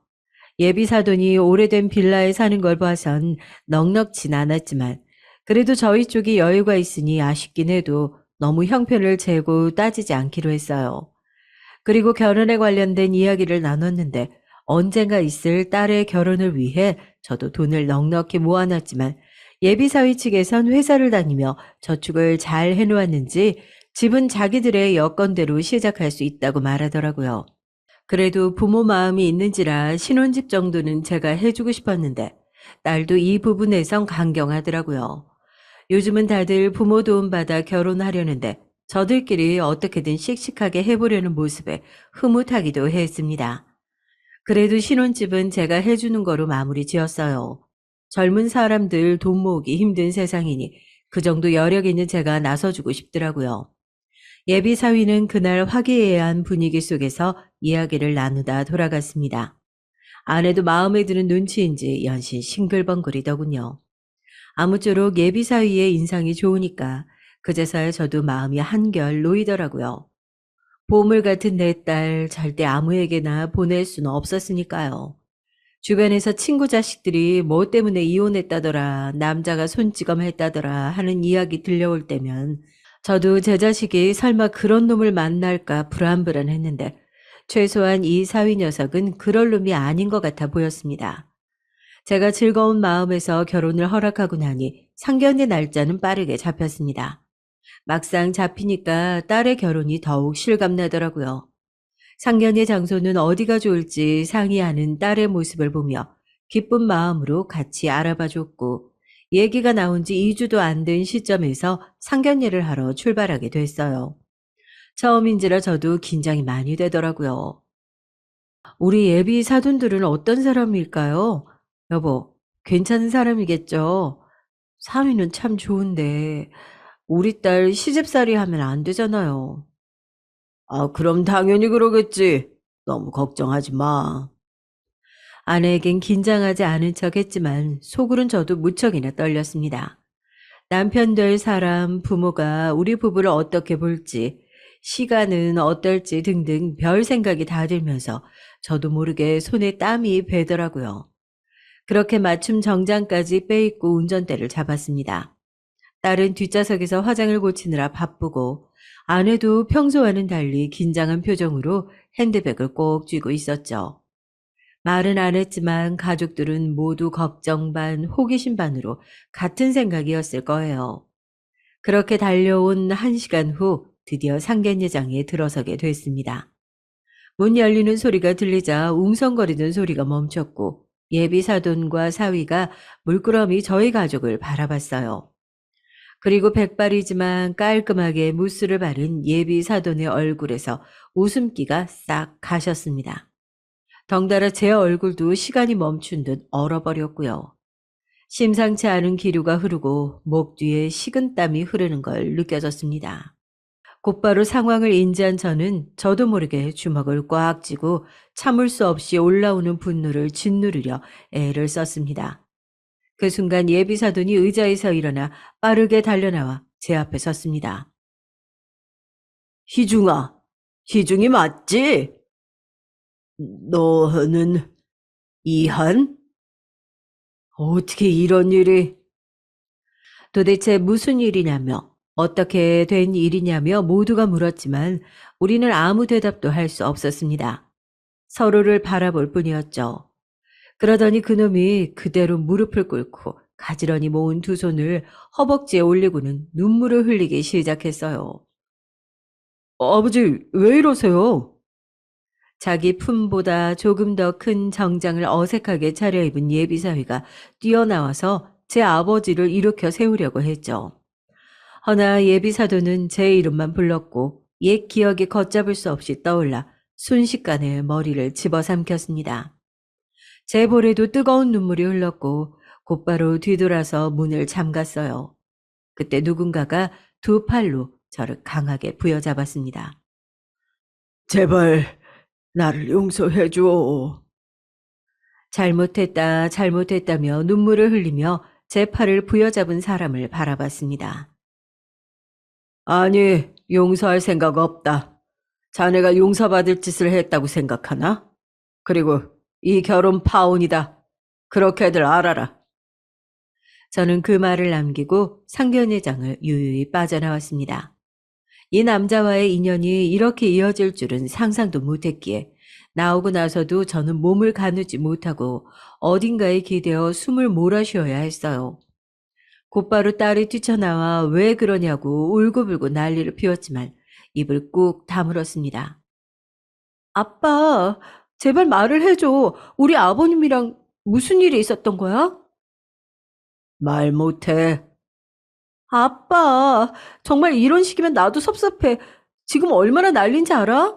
오빠나 나나 너무 힘들단 말이야. 파혼 선언을 하고 침묵이 계속되니 딸아이는 울부짖으며 급기야 집을 나가겠다는 말까지 했고, 집사람은 안절부절한 표정으로 절 바라봤습니다. 허나 전 그 끔찍한 기억에 도리도리 고개만 저었어요. 생각하기도 아니 떠올리기도 싫은 기억이었으니까요. 얼마나 끔찍했는지 그 시간이 다 지났어도 이렇게 명징하게 기억이 나니까요. 딸은 한동안 밥조차 제대로 먹지 않고 시위를 했습니다. 예비사위 측에선 이야기를 다 들었는지 따로 저한테 연락은 오지 않고 조심스러운 태도였고요. 하지만 딸은 그게 또 답답했는지 이젠 도저히 못 참겠다며 자기 어떻게든 결혼을 해야겠다고 우겼어요.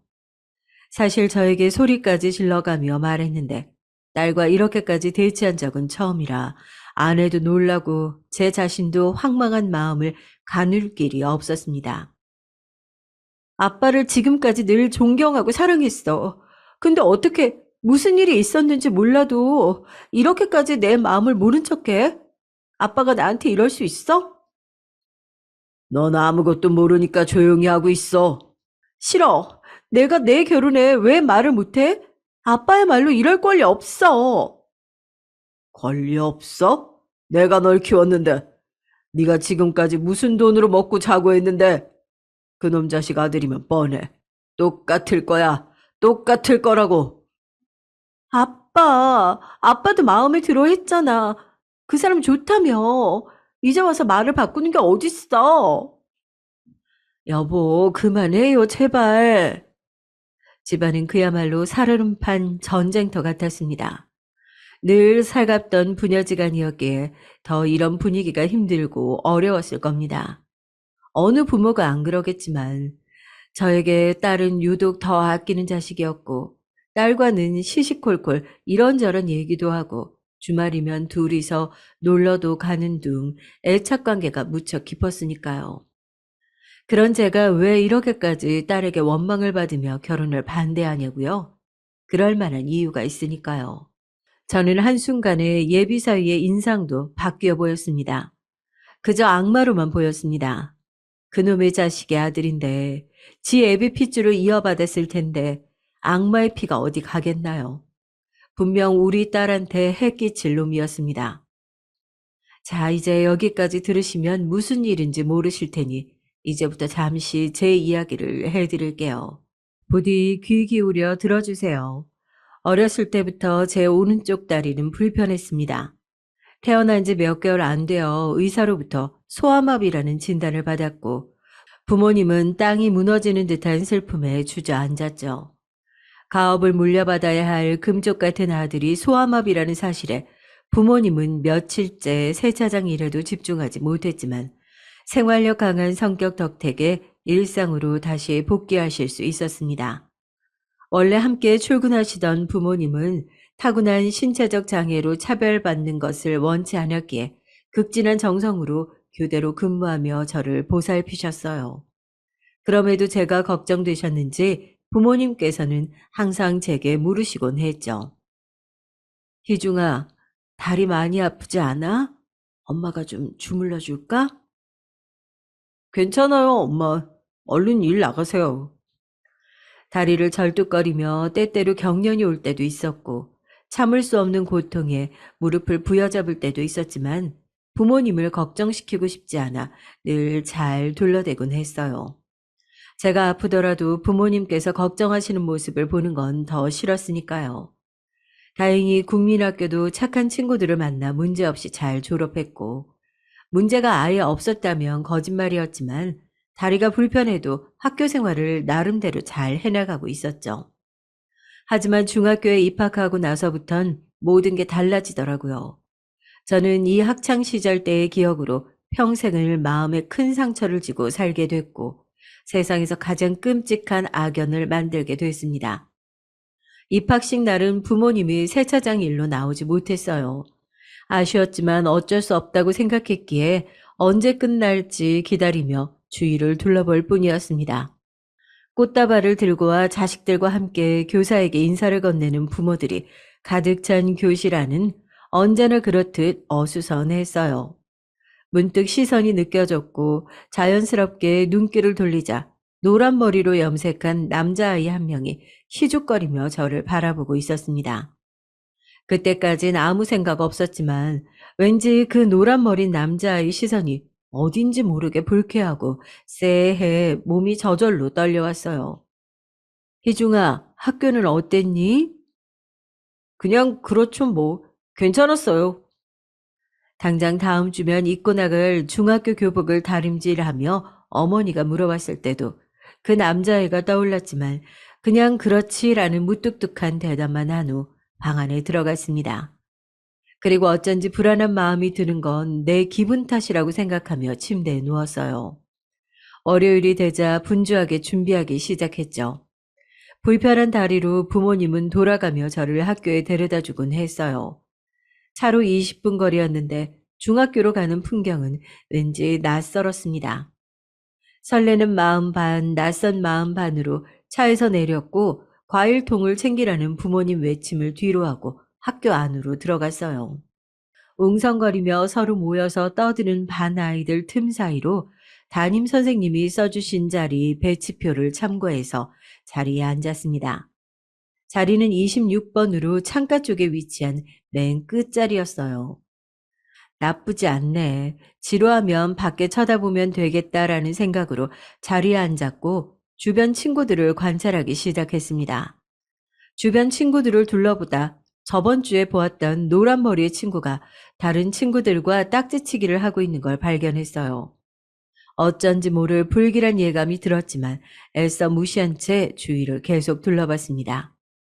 국민학교와 달리 먼저 다가오는 친구들은 없었어요. 다들 저마다 흥미로운 이야기를 나누며 시끌벅적한 분위기를 만드는 상황이었어요. 다리도 이렇고 성격이 소심하고 내성적인 탓에 친구 사귀기도 어려웠고요. 그때 어떤 친구가 말을 걸어왔습니다. 개구쟁이 같은 표정에 낡은 교복을 입고 있는 아이였는데 바로 앞자리에 앉아 뒤돌아서 저를 바라봤죠. 이따 학교 끝나고 뭐해? 아무것도 안 해라는 말을 했어야 했는데 입을 꾹 다물고 고개를 가로젓자 은성이는 씩 웃어 보였습니다. 수업은 선생님과 과목을 소개하는 시간으로 간단하게 마무리됐고 저는 부모님이 서 계시는 교문에 은성이와 함께 나갔어요. 등교 첫날 아들이 데려온 친구가 마음에 들었는지 부모님은 흔쾌하게 PC방에 가서 게임하는 걸 허락해 주셨고 곧바로 근처에 있는 PC방으로 들어갔어요. 그리고 거기서 노란 머리 아이를 다시 만나게 됐습니다. 쉬는 시간에 마신 음료수 때문이었을까요? PC방에 들어가자마자 화장실에 가고 싶었어요. 그런데 급한 볼일을 보고 나오는 순간 들어오는 사람과 어깨가 세게 부딪혔습니다. 어? 저번 주에 본 절름발이네? 고개를 들자 노란 머리에 익숙한 얼굴이 씩 웃으며 바라보고 있었죠. 학교에 끝나고 바로 온 모양인지 똑같은 교복 차림이었고 시선은 자연스레 명찰을 향해 갔습니다. 이한. 다음에 또 보자. 이한이라는 이름의 그 아이는 씩 웃는 표정으로 툭 하며 제 어깨 한쪽을 치며 화장실 문 안으로 들어갔고 어쩐지 아려오는 한쪽 어깨를 오른손으로 잡았습니다. 짧은 순간이었지만 맞은 어깨보다도 불길한 생각으로 머리가 아팠어요. 다음에 또 보자는 그 말은 바로 그 다음 날부터 실행이 되더군요. 전날 잠을 설쳐 유독 피곤한 날이었어요. 근데 자리에 앉기 전 문득 이상함을 느껴 고개를 낮춰 책상 서랍을 바라봤습니다. 이게 뭐야? 라며 육성으로 소리를 칠 뻔했지만 소심한 마음에 말을 할 수가 없었어요. 서랍에는 더러운 쓰레기 조각들이 가득 차 있었습니다. 누가 이런 짓을 했지라고 묻기도 전에 익숙한 소리가 들려왔어요. 야, 절름발이, 이따 쉬는 시간에 나 좀 보자. 너를? 그래, 맑게 못 알아듣냐? 나 좀 보자고.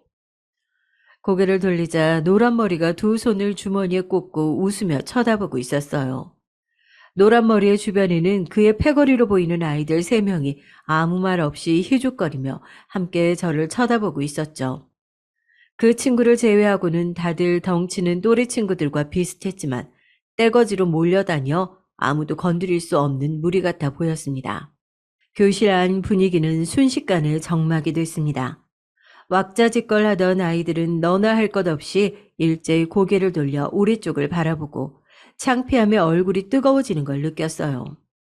그 아무도 말리지 못하고 걱정스러운 눈빛으로 저를 쳐다볼 뿐이었습니다. 당시엔 그저 무서운 마음뿐이었어요. 저 아이들이 나를 어떻게 하려고 그러는 걸까?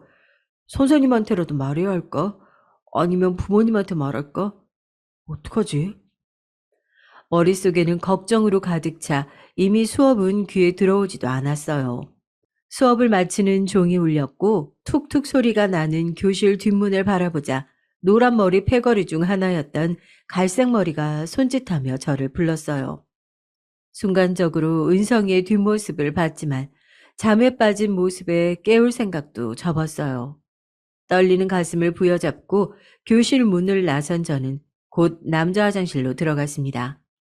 화장실 안은 담배 연기로 자욱했어요. 콜록거리며 눈을 비벼 간신히 앞을 바라보자 앞에 노란 머리가 있다는 것을 알게 됐죠.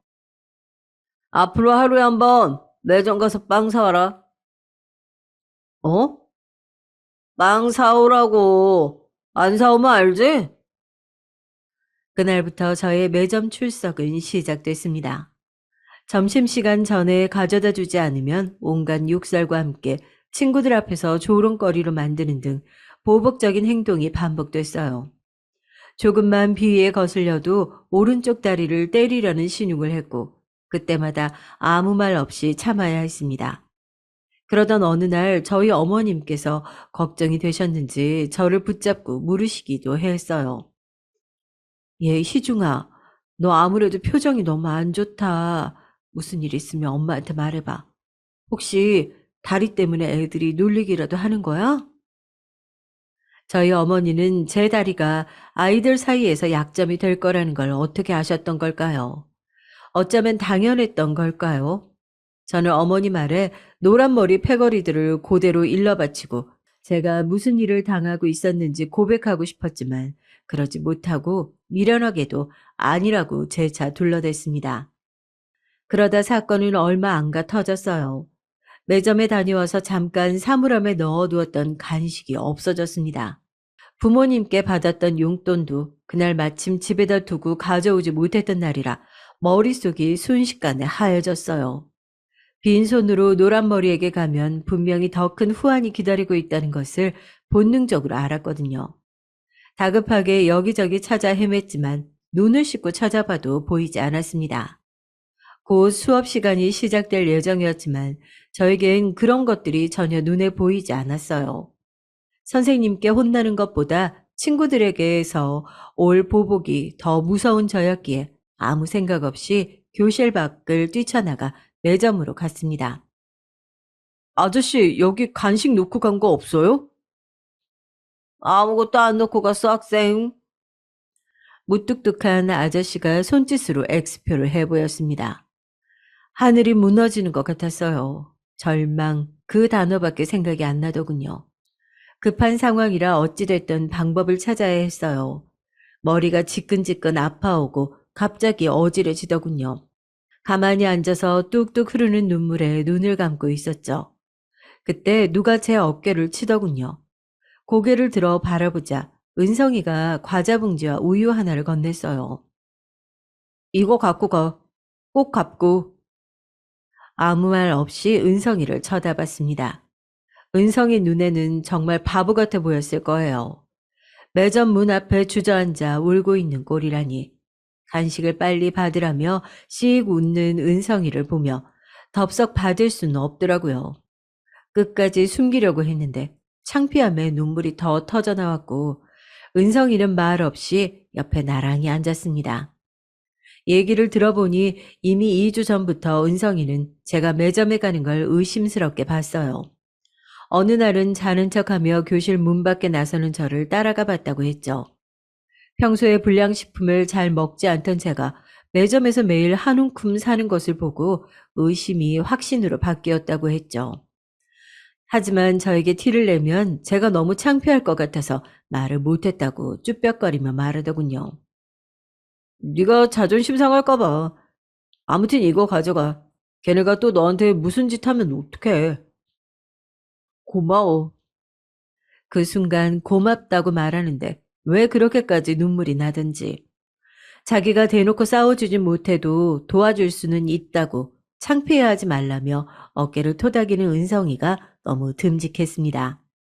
이 사실을 알면 자기도 피해를 받을까봐 도망쳤을 텐데 말이죠.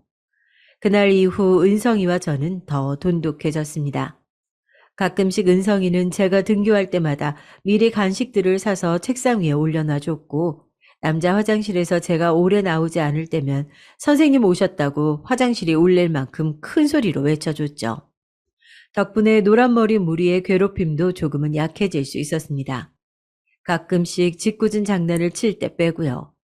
그렇게 1년이라는 시간이 훌쩍 지났어요. 노란머리 무리들의 괴롭힘도 여전했고요. 하지만 괴롭힘이 있었다 한들 친구가 있으니 버틸만 했습니다. 그것도 잠깐이었지만요. 어느 날이었습니다. 늘 그렇듯 은성이와 같이 PC방에 걸어가고 있는데 은성이가 공원 벤치에 잠깐 쉬었다 가자며 팔을 잡아 끌었어요. 평소처럼 낄낄거리며 재밌는 이야기를 늘어놓던 은성이가 갑자기 조용해지더군요. 물끄러미 은성이를 바라보자 은성이가 제법 진지한 표정을 짓더니 입을 뗐습니다. 나 전학가. 뭐라고? 감추려고 했지만 놀랍고 아쉬운 표정이 그대로 드러났을 거예요. 제가 학교 생활 동안 가장 의지한 게 은성이라는 것을 너무나도 잘 알고 있었거든요. 은성이도 잘 알고 있었기에 저에게 말하기 쉽지 않았을 거예요. 갑작스러운 이별에 기분이 순식간에 가라앉았습니다. 무겁게 내려앉은 분위기에서 은성이가 조심스럽게 얘기를 시작했어요. 우리 아버지가 일용직을 하다가 한 달 전에 사고를 당해서 일을 못 나가게 됐어. 사채업자들이 매일 집에 찾아와서 난리를 부려대고 있거든. 이제 집안 물건들을 대신 가져가. 어머니가 버는 돈으로는 도저히 한 달 빚을 갚을 수가 없어서 이사 가게 됐어. 은성이는 담담하게 말했지만 얼마나 힘들었을지 그 마음이 전해져 왔습니다. 은성이는 어떤 집인지 아직 어머니께서 알아보고 있다고 하면서 말을 아꼈어요. 아마 어린 마음에 친구에게 모든 걸 다 털어놓기는 어려웠을 겁니다. 그렇게 은성이는 얼마 안 가 떠나게 됐어요. 마지막에 자기를 잊지 말라면서 삐뚤삐뚤 쓴 글씨와 웃는 표정의 캐릭터 하나를 쪽지에 남겨두고 말이죠. 은성이가 없어지자 저는 더 무서워졌습니다. 은성이가 없는 학교 생활은 지옥이 됐어요. 은성이의 존재를 알고 있었던 노란무리 아이들이 혼자가 된 제 모습이 재밌기라도 한 듯 비웃었고요. 괴롭힘도 날이 갈수록 더 심해졌습니다. 그러던 어느 날 그 무리들이 저희 집이 꽤 잘 사는 걸 어떻게 알게 됐나 봐요. 그날은 괴롭힘을 크게 당하지 않고 학교에서 부모님 세차장으로 향한 날이었는데 세차장에 그 아이들이 있지 뭡니까? 희중아, 너 친구들이라면서 친구들이 일 도와주고 있었어. 엄마가 돈 줄 테니까 친구들이랑 좀 놀다 와. 감사합니다, 아줌마. 희중이랑 놀다 올게요. 어머니는 세상 환한 얼굴로 저를 부르며 제게 돈까지 쥐어주셨어요. 그리고 그 돈을 받으며 저는 아무 말도 하지 못하고 손만 부들부들 떨었습니다. 그 아이들은 세차장을 나서자마자 당연히 제 돈을 빼앗았고 매일같이 그 짓을 반복했어요. 저희 어머니는 그것도 모르고 늘 제게 돈을 쥐어주시며 희중아 좋은 친구들이 생겨서 다행이구나 하는 말씀을 하셨고요. 그때만큼 제 속이 타들어갔을 때가 없었을 겁니다. 이제는 나로 모자라 부모님까지 아이들에게 이용당한다는 생각이 들자 정말이지 모조리 엎어버리고 싶은 생각이 들었습니다. 그러다 제가 참지 못하고 일을 저지르게 됐어요. 바로 입을 열어 어머니에게 말을 한 것이었어요. 어머니가 얼마나 속이 상하실지 모르는 바아니었지만 일단 말이라도 해야 이 사태를 중단할 수 있을 것 같았습니다. 어머니, 그 애들 돈 주지 마세요. 걔네들 제 친구 아니에요. 그게 무슨 말이야? 매일 놀러 다니면서. 아니에요. 저 괴롭힘 당하고 있는 거예요. 뭐, 뭐라고? 그게 정말이야? 어머니는 역시나 제 말에 소스라치게 놀라 자초지종을 물으셨죠.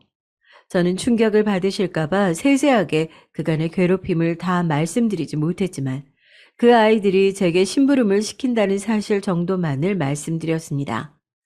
그런데 어머니는 그 얘기만으로도 이미 큰 충격을 받으셨는지 일을 하시던 아버지에게 곧바로 이 소식을 전하셨고 저희 어머니와 아버지는 곧바로 학교로 뛰어오시게 됐어요. 아니, 어떻게 이런 일이 있을 수 있죠? 대체 자식 교육을 어떻게 시키신 겁니까? 우리 아이가 다른 애들이랑 조금 다르다고 해서 이런 식으로 괴롭힐 수 있는 거예요? 우리 아이가 받은 정신적 충격은 어떻게 보상하실 거예요? 어머니는 가해자들 부모님과 선생님을 상대로 울부짖으셨고, 선생님도 그분들도 딱히 무슨 말을 잇지 못하셨어요. 사실 저에게 관심이 없던 선생님이나 자기 자식이 그러고 다니는 줄 모르는 가해자 부모님들은 이 상황이 그저 얼떨떨 하신 듯 했습니다. 그러던 중 저를 가장 괴롭혔던 노랑머리의 아버지로 보이는 분이 이런 말씀을 하시더군요. 부모로서 자식이 다쳤으니 화나시는 건 100번 이해합니다. 허나 제가 잘 구스르고 달랠 테니까 이번 한 번만 넘어가 주세요. 부탁드립니다. 저도 제 자식 이런 놈인 줄 몰랐습니다. 그분은 꽤 점잖은 태도로 말씀을 이어나가시며 저희 어머니 앞에서 무릎을 꿇으셨어요. 그렇게 사과가 이어지자 저희 어머니 아버지도 일단은 저를 데리고 집에 돌아가시게 됐고, 저는 말없이 집에서 숨을 죽이고 다음 날을 기다렸습니다. 사실 부모님까지 불러오고 학교가 한번 뒤집혔으니 이제 괴롭힘은 끝날 줄 알았죠. 천국은 아니더라도 이제 지옥은 없을 줄 알았죠. 허나 후폭풍은 그 이후 일어나고 말았습니다. 그 아이들은 자신들이 당한 걸 분풀이라도 하듯 저를 더 교묘하고 지독하게 괴롭혔어요. 하루는 남자 화장실에 불러 저를 앉히더군요. 재밌는 놀이가 있어. 노란 머리는 주머니에서 담배 한 갑을 꺼내더니 불을 붙였습니다. 자, 이거 떨어뜨리면 너 오늘부터 오른쪽 다리 못 쓰는 거야. 그리고 오른쪽 무릎 위로 불 붙인 담배를 가로로 올려놨어요. 불안정하게 흔들리는 담배를 보는데 눈물이 나더군요. 너 이거 니네 부모님한테 말하면 죽을 줄 알아? 제가 또 학교에 이 일을 알릴까봐 걱정됐는지 그 애들은 꼭 저를 괴롭힐 때면 그런 무서운 말을 하곤 했죠. 그때마다 부모님 생각이 났지만 저는 힘없이 고개를 끄덕였고 비정함에 절로 눈물이 뚝뚝 떨어졌습니다. 다음 날 지옥 같은 아침이 다시 시작됐어요. 아직 1년밖에 안 지났는데 제 머릿속은 항상 학교를 관두고 싶은 마음뿐이었죠. 하지만 다행히 끝나지 않을 것 같은 터널도 끝이 있더라고요. 네, 절름발이라고 불리던 시절도 끝이 있었습니다. 아이들에게 교묘하게 괴롭힘을 당하던 그 지옥 같은 시간이 끝나자 어느덧 졸업식이 다가왔습니다. 3년이라는 시간이 힘들었던 만큼 후련한 기분이었어요. 노란머리 무리들을 더 이상 보지 않는다는 것은 좋았지만 고등학교에 입학해서도 똑같은 일상일 것 같아서 전혀 설레는 마음이 들지 않았습니다. 아마도 저는 그때 피해자로 살아온 세월이 너무 길었던 것 같아요. 아들, 엄마가 고등학교 좀 알아봤어. 한번 봐볼래? 고등학교를요? 왜 그러니? 어머니는 아무것도 모르고 들뜬 표정으로 몇 가지 이름이 적힌 종이를 말없이 쳐다봤습니다. 이런 게 학교 생활이라면 저는 더 이상 반복하고 싶지 않았어요. 아무 말이 없자 어머니는 다가와 앉았습니다. 무슨 일이냐며 물어보는 어머니의 물음에 아무 말도 할 수 없었어요. 눈물이 조금씩 떨어졌습니다. 어머니는 아무 말 없이 저를 안아주었어요. 모든 걸 어머니께 말할 수 없었지만 아마 어머니도 어렴풋이 알았을 거예요. 학교 생활이 저에게 많이 버거웠다는 것을요. 그날 이후로 부모님은 더 이상 고등학교 얘기를 꺼내지 않았습니다. 그 아이로 인한 3년이라는 시간은 제 자신을 많이 바꿨어요. 무엇보다 이 다리로는 아무것도 할 수 없겠다는 생각이 들었습니다. 왜 나는 이렇게 태어났을까? 내 다리가 정상이었다면 괴롭힘은 안 당하지 않았을까? 계속해서 제 다리를 원망하는 생각만 하게 됐고 제 운명만을 탓하게 됐습니다. 그러다 보니 사람이 피폐해지더라고요.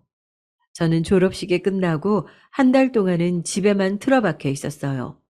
은성이에게 전화가 오기 전까진요. 희중아, 잘 지내고 있어? 당시 은성이는 부산으로 내려가 살고 있었습니다.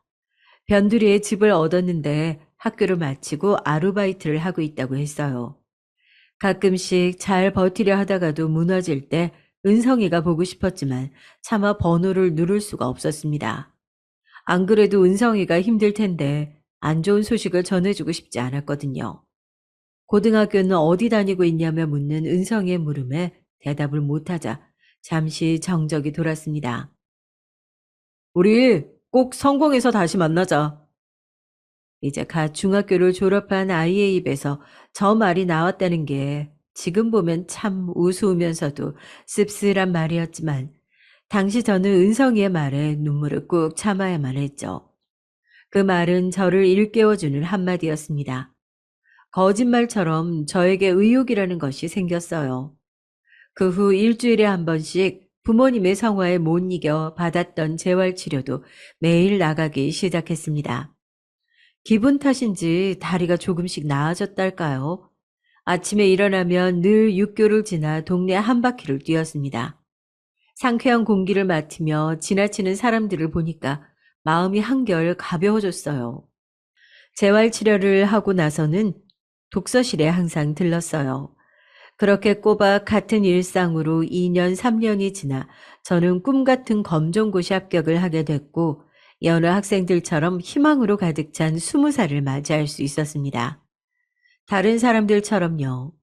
인생에서 이를 악물고 노력해도 성과를 내본 경험이 처음이라 저에겐 그 무엇보다 값진 선물이었습니다. 아이고, 우리 희중이 장하다, 장해. 잘했어, 희중아. 아니에요, 뭐 이런 걸로. 엄마, 아빠는 네가 너무 자랑스럽다. 우리 오늘 고기라도 먹자. 어머니, 아버지는 학교에 다니지 않고 검정고시 보는 아들이 답답할 만도 한데 어떤 비난도 없이 그저 자식이 가는 길을 지켜보시고 묵묵히 응원만 해 주셨어요. 검정고시에 합격한 날도 그랬죠. 저를 얼싸안고 우는 어머니를 보자 저도 모르게 한 줄기 눈물이 새어나왔습니다. 검정고시에 합격한 후엔 부모님이 운영하시는 세차장에서도 이제 조금씩 일을 배우기 시작했어요. 치료도 많이 진전되어 오른쪽 다리도 더 이상 절름거리지 않게 되었고 가끔 경미한 경련이 있었지만 일상생활을 할 때 전혀 불편하지 않았습니다. 부모님은 밤낮 가리지 않고 일을 배우는 제 모습을 보며 대견해 하시곤 했어요. 어렸을 때는 늘 방에만 틀어박혀 있었던 아들이었는데 벌써 이렇게 커서 기업을 물려받으려 한다니 직접적으로 말은 하지 않으셨어도 마음으로는 느껴졌습니다. 그렇게 1년이 지났고 평소처럼 세차장에 나와 손님들을 맞이하고 있었어요.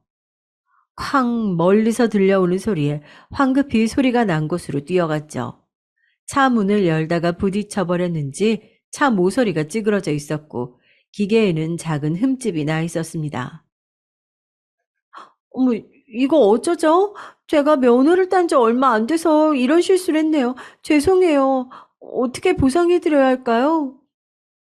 아니요, 괜찮습니다. 정말 괜찮아요. 20대 후반으로 보이는 여자가 차 문틈으로 겨우 나와 발을 동동 굴렀어요. 하지만 흠집이 눈에 안 띄는 수준이었고 괜찮다며 웃어 보였습니다. 그때가 아내와의 첫 만남이었어요. 그날 이후로 그녀는 매일같이 세차장으로 방문했죠.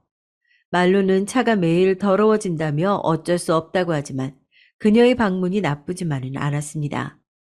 어느 날은 그녀가 조심스럽게 커피 한 잔을 건넸어요. 앞으로 잘 알고 지내자는 그녀의 말에서 우리의 데이트가 아닌 데이트가 시작됐습니다. 세차장보다 밖에서 만나는 시간이 많아졌어요. 그렇게 저희 사이에서 자연스럽게 연애가 시작됐습니다. 3년이 흐르던 쯤 곧 30 나이를 바라보는 그녀의 나이에 결혼 이야기가 나오기 시작했어요. 이제 우리 슬슬 부모님께 인사도 드리고 결혼도 생각해 보는 거 어때? 결혼에 대해 깊게 생각해 보진 않았지만 사랑하는 사람이 있다면 굳이 미룰 필요도 없다고 생각했기에 부모님을 소개시켜 줘야겠다는 생각이 들었어요. 하지만 생각지도 못한 장애물이 있었습니다. 부모님은 이 결혼을 탐탁치 않아 하셨어요. 그녀의 나이가 가장 큰 문제였습니다. 전 이제 막 20대 중반에 진입한 시점이었지만 그녀는 30이 다 되는 나이였어요. 예전부터 장가는 연하와 가야 된다는 보수적인 생각을 가진 부모님들로서는 받아들이기가 힘든 문제였습니다. 희중아, 엄마 아빠가 다른 거 바라는 거 아니야. 우린 그냥 너랑 비슷한 나이대 여자가 좋다. 솔직히 한두 살도 아니고 나이 차이 많은 며느리는 싫어. 그리고 그 아인 직장 생활 하지 않니? 우린 가업을 이어가야 하는데 그 애가 세차장 일에 잘 적응할 수 있겠어? 딱 봐도 험한 일은 못하게 생겼던데. 엄만 모르겠다. 이 결혼은 허락할 수 없어. 부모님의 모습을 보고 그녀 역시 자신감을 잃어갔습니다. 결혼은 현실이라는 생각에 잠시 생각해보자는 시간을 갖자던 그녀를 간신히 붙잡았어요. 3달 동안 꼬박 부모님을 설득했습니다. 그녀 말고는 다른 여자를 만날 생각도 없고 저에겐 그녀 없는 결혼 생활을 꿈도 꿀 수 없으니까요. 엄마 부탁드려요. 제 인생에서 제가 이렇게 부탁드리는 거 처음이잖아요. 한 번만 제 선택 믿어주세요. 아휴, 얘가 정말 꼭 그래야겠니? 저는 끈질기게 부모님을 설득했고 자식 이기는 부모 없다고 부모님은 결국 허락을 해주셨습니다. 그렇게 겨우 부모님의 승낙을 받아내어 결혼식을 올릴 수 있었죠. 이른 나이였지만 제 가정을 가졌다는 사실에 너무 행복한 시간이었습니다. 과거 학창 시절은 꿈에도 생각하지 않을 만큼요. 그렇게 아내와 함께 세차장을 함께 운영했고 빠르게 규모를 확장시켜 나갔습니다. 항상 두려움에 떨며 학교를 다니던 어린 모습의 저는 어느덧 지역에서 나름 유명한 사업을 하고 있는 떳떳한 가장이 되어 있었죠. 행복한 나날이 이어졌지만 중간중간 그 아이들이 생각나곤 했어요. 지옥 같은 기억을 안겨주는 그 아이들이 언뜻 스쳐 지나갈 때면 저도 모르게 술 한 잔을 기울이게 됐죠. 특히 세차장에서 교복을 입은 아이들 무리가 지나갈 땐 정말 저도 모르게 몸이 뻣뻣하게 긴장이 되는데 아마 이게 트라우마라는 것 같았습니다. 아버지, 왜 그러세요? 아니다. 아니야. 아들이 가끔 세차장에 놀러와 그런 절 보면 이상하게 생각해서 제가 허둥지둥 둘러댈 때도 있었죠. 그러던 어느 날이었습니다. 세차장 일을 하고 있던 어느 날, 당시 초등학교에 다니고 있던 아들이 세차장에 놀러 온 날이었어요. 근데 저 멀리 구석에서 교복을 입은 무리들이 누군가를 괴롭히는 것 같았습니다. 보자마자 바로 흠칫 어깨가 움츠려들었고 갑자기 저도 모르는 분노가 피어오르기 시작했어요. 전 곧장 하고 있던 일을 직원에게 맡기곤 그 무리에게 다가가서 뭐 하는 짓이냐고 냅다 소리를 질렀죠. 역시나 그 아이들은 한 애를 둘러싸고 발길질을 하고 있더라고요. 근데 제 목소리에 놀란 아이 한 명이 기어들어가는 목소리로 자기들은 아무 짓도 안 했다고 항변하는데 그 꼴이 어째 더 화가 났습니다. 저도 모르게 왜 이렇게 화가 나고 가슴이 뛰었는지요. 너네 부모님 연락처 대! 당장! 몇 명이 반항하긴 했지만 정 곧바로 피해자의 부모 전화를 받아내고 가해자 아이들 부모에게까지 전화해 이러이러한 일을 목격했다고 전했고 제가 본 사실을 그대로 전달했습니다. 근데 가해자 부모가 너무나 뻔뻔하게 나오더군요.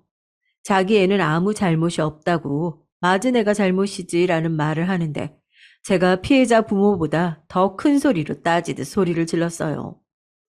사과가 그딴 식이면 안 되죠. 당신들이 이 아이 인생 망가지면 책임져 줄 거예요? 내가 이거 교육청에 고발해요. 아니, 당신이 뭔데 당신이 부모야? 아니, 부모도 아닌데 왜 이 난리야? 어이없어 죽겠네. 아마 그 자리에 있는 사람들은 제가 그 피해자 부모라도 되는 줄 알았을 겁니다. 근데 제가 왜 그렇게 그때 그 아이를 대변해주고 싶었는지, 부모가 돼주고 싶었는지 저도 모르게 울컥 튀어나온 목소리에 가해자 부모들은 기가 눌려 말도 못하고 알아듣지도 못할 말을 뻐끔거리더군요. 그러다 경찰까지 와서야 상황이 마무리됐습니다.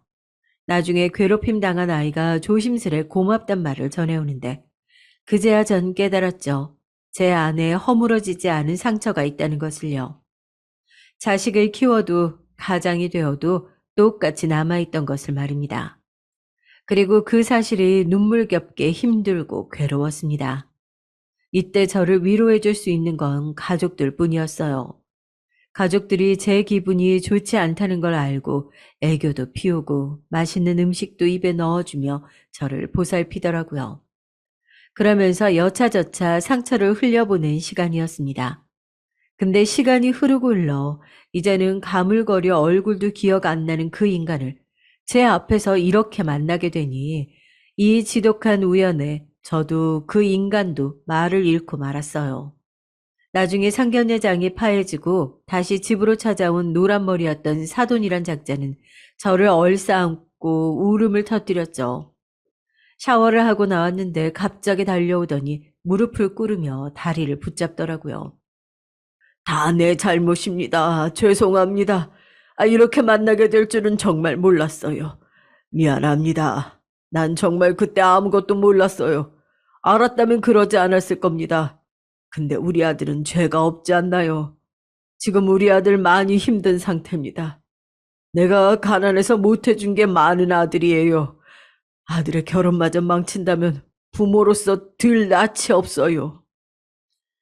제가 방에 있을 때 아내가 열어준 모양이었습니다. 내 집에 이 인간이 들어왔다는 것 자체만으로도 싫었는데 이 상황 역시 진절머리가 났어요.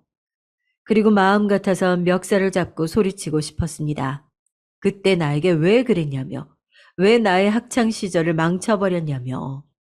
울음이 계속 터지는 걸 간신히 참고 붙들려 있던 팔을 뿌리치며 박차고 나왔어요. 등 뒤에선 애처롭게 부르는 딸의 목소리가 들렸지만 차마 뒤돌아볼 수 없었습니다. 나중에 아내에게 들려온 이야기로 그 인간은 평생을 가난하게 살아왔다고 합니다. 아들 하나 뒷바라지도 제대로 못하고 그래서 아들에게 마음의 빚이 많은데 이런 상황까지 됐으니 더 죽을 맛이었다고 했습니다. 근데 그 말을 들으니 오히려 도끼가 차오르면서 고소하다는 생각이 들더라고요. 이제 내가 복수할 차례인 건가 싶었습니다. 어쩌면 기회다 싶더라고요. 집안도 형편없어, 돈도 없어. 내가 우리 귀한 딸을 그 집에 줄 것 같아? 없는 집안은 절대 못 줘. 알아듣겠어? 막말로 결혼도 수준이 맞아야지. 급이 맞아야지. 안 그래요? 사돈? 거기다 이 조건 맞춘다 해도 인성이 바닥인 시아버지 있는 집엔 더더욱 안 되지. 내 딸 어디서 고생시키라고 수작질이야. 저기, 그러니까 조용히 하고 더 이상 찾아오지 마세요. 당신 아들 더 망신당하게 하고 싶지 않으면 아니면 조건이라도 갖춰서 오든가. 어디 거지 같은 지방 꼴을 들이밀고 앉아 있어? 아주 통쾌하지는 않았지만 이 정도로 말로도 후련해진 기분이었습니다. 그놈이 뭐라 말을 못하고 웅얼이는 소리가 들려왔지만 일방적으로 툭 끊어버린 후 벌컥벌컥 독한 술을 들이켰어요. 그런데 세차장에 나갈 때면 직원이 항상 편지 한 장과 커피를 전해줬습니다. 어떤 나이든 남자분께서 매일 전해주고 가신다고 종이를 받자마자 그 자리에서 찢어버렸어요. 다른 건 다 받아들인다 해도 내 지난날을 망친 그 인간을 제 딸의 시아버지로 인정할 수는 없었죠. 딸은 저를 보며 안절부절했습니다. 아빠, 나는 허락 못한다. 더 얘기하지 말자. 딸이 무슨 얘기를 꺼내려 해도 제가 다 끊어버렸어요. 집 분위기는 말도 못하게 삭막해졌고 침묵만 흘렀죠. 예비 사돈이랑 그놈을 만난 이후로도 전 평소와 다름없는 일상을 보내려고 했습니다. 딸이 쉽게 포기하지 않을 거란 것을 알고 있었지만 저는 절대 허락할 수 없었어요. 그런데 그렇게 한 달이 지난 어느 날 익숙한 번호로 전화가 걸려왔습니다. 희중아, 오늘 나랑 한잔 할래? 은성이었어요. 반가운 목소리에 식당으로 가자 은성이가 손을 흔들며 맞이했습니다.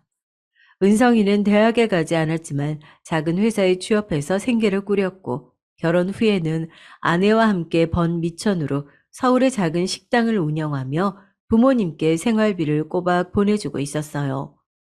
이제는 나이 들어 주름살이 하나둘 늘어버린 친구 얼굴을 마주할 때마다 만감이 교차했습니다. 그러다 저는 분위기가 무르익자 얼마 전에 있었던 이야기를 은성이에게 털어놓았습니다. 은성이는 말없이 술잔을 기울였어요. 희중아, 내가 살아봤더니 용서라는 게 별거 없더라. 내가 잘 사는 게 용서라고 너는 잘 살아오지 않았냐고. 용서하지 않는 마음을 갖고 있을수록 내 자신을 갉아먹더라고. 언젠간 극복해야 할 부분 아니겠어?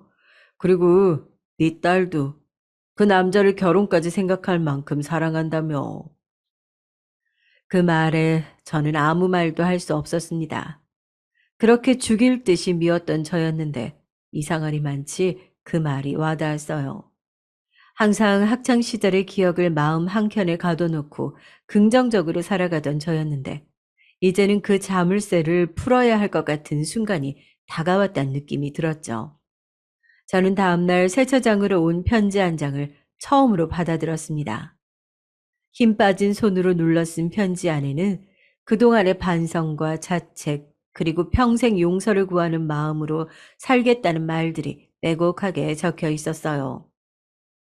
어린 나이에 철없이 한 짓이지만 어떤 말을 해도 용서받지 못할 걸 압니다. 그저 너무 죄송하고 또 죄송합니다. 모든 게 제 탓입니다. 다만 앞으로도 이 기억 가지고 평생을 반성하며 살겠습니다. 편지에 담긴 내용은 진심인 것처럼 느껴졌고 이상하게 편지를 보자 더 이상 슬픔과 분노가 느껴지지 않았어요. 마음 한켠에 가둬놓았던 감정들이 자유를 찾은 듯 터져나오는 순간이었고요. 이 말 한마디를 어찌나 듣고 싶었던지 뜨거운 눈물이 볼을 타고 흘러내렸죠. 저는 그날 느꼈습니다. 이제 이 아픈 감정들을 모두 보내주어야 한다는 것을요. 때마침 예비사위가 저희 세차장으로 찾아왔어요. 예비사위는 그간 조용히 지내고 있다가 딸 애가 옆에서 힘들어하는 걸 보고 자기 딴에 용기를 한번 내본 모양이었습니다. 아버님, 무슨 이야기인지 다 들었습니다. 저도 뭐라 말씀드릴 길이 없어요. 그저 죄송하단 말밖엔. 그래도 저 이기적이지만 정말 결혼하고 싶습니다. 아버님 딸 정말 행복하게 할 자신 있어요. 결혼 허락해 주세요. 부탁드립니다. 무릎까지 꿇으며 눈물을 뚝뚝 흘리는 사내를 보니 전 더욱 결심이 서고 말았죠. 그날 밤 조용히 딸애를 불러 말했습니다. 상견례 날짜 잡자꾸나. 결혼 허락해 주마. 정말요? 아빠, 정말이에요? 그래, 그러자. 그렇게 상견례 날짜를 잡게 됐어요. 딸은 놀란 듯한 눈치였고 전부 다 가라앉은 상견례장 분위기에 모두가 저와 사돈의 눈치를 봤지만 결혼 날짜는 수월하게 잡을 수 있었습니다. 얼음장 같은 분위기에서 나중에 사돈은 식사가 다 끝나갈 무렵 저와 단둘이 있을 때 그저 고맙다는 말만 반복하더군요. 사과를 받아주어 고맙다고요. 자네 아들이 무슨 죄인가? 나도 딸 아끼는 부모니 허락한 거야. 고맙네. 고마워 정말로. 퉁명스럽지만 그렇게 대꾸하고 돌아오는 길 이상하게 마음이 홀가분했어요. 이제 완전히 빗장이 열리고 모든 게 해결된 것 같은 기분, 그런 편안한 마음이 들었습니다. 지금 어떻게 지내냐고요? 다행스럽게 딸은 지금 아주 잘 살고 있습니다. 사돈과의 왕래는 없지만 가끔 딸 부부와 함께 보내는 선물과 편지를 보며 소식을 듣고 있어요. 특히나 편지가 꼬박꼬박 오는데 편지에 늘 제 안부를 묻는 인사와 함께 사죄하는 마음으로 살고 있다는 내용이 적혀 있었어요. 여보, 괜찮아요? 뭐가? 당신 마음이요. 이제 홀가분해졌어요? 아내가 걱정하듯 묻는 말에 조용히 감정을 정리해보니 그런 것 같더라고요. 찝찝한 감정이 아예 없다고 할 순 없지만 저에게 여직 용서를 구하는 그 사람을 보면 이제는 제가 진정으로 마음에서 그 기억을 놓아주게 된 것 같아요. 어렸을 때는 꿈에도 몰랐습니다. 항상 저의 슬픔이 죽을 때까지 제 곁을 따라다닐 것 같았거든요. 하지만 전 이제 홀가분해졌어요. 미워하는 마음을 버리니 또 다른 제가 기다리고 있더군요. 저는 오롯이 이제 저의 인생을 살아가려고 합니다. 인생에서 가장 큰 힘듦을 극복해냈으니 그 다음도 수월하지 않겠어요? 여러분도 저를 보며 무엇이든 극복할 수 있다는 생각을 가지셨으면 좋겠습니다. 세상에는 미움을 보낼 시간보다 값진 것들이 많다는 생각으로요. 저 같은 사람도 극복해냈으니까요. 모두 아픔 없이 긍정적인 마음으로 펼쳐진 시간들을 누렸으면 좋겠다는 마음으로 이만 마치도록 하겠습니다. 들어주셔서 감사합니다.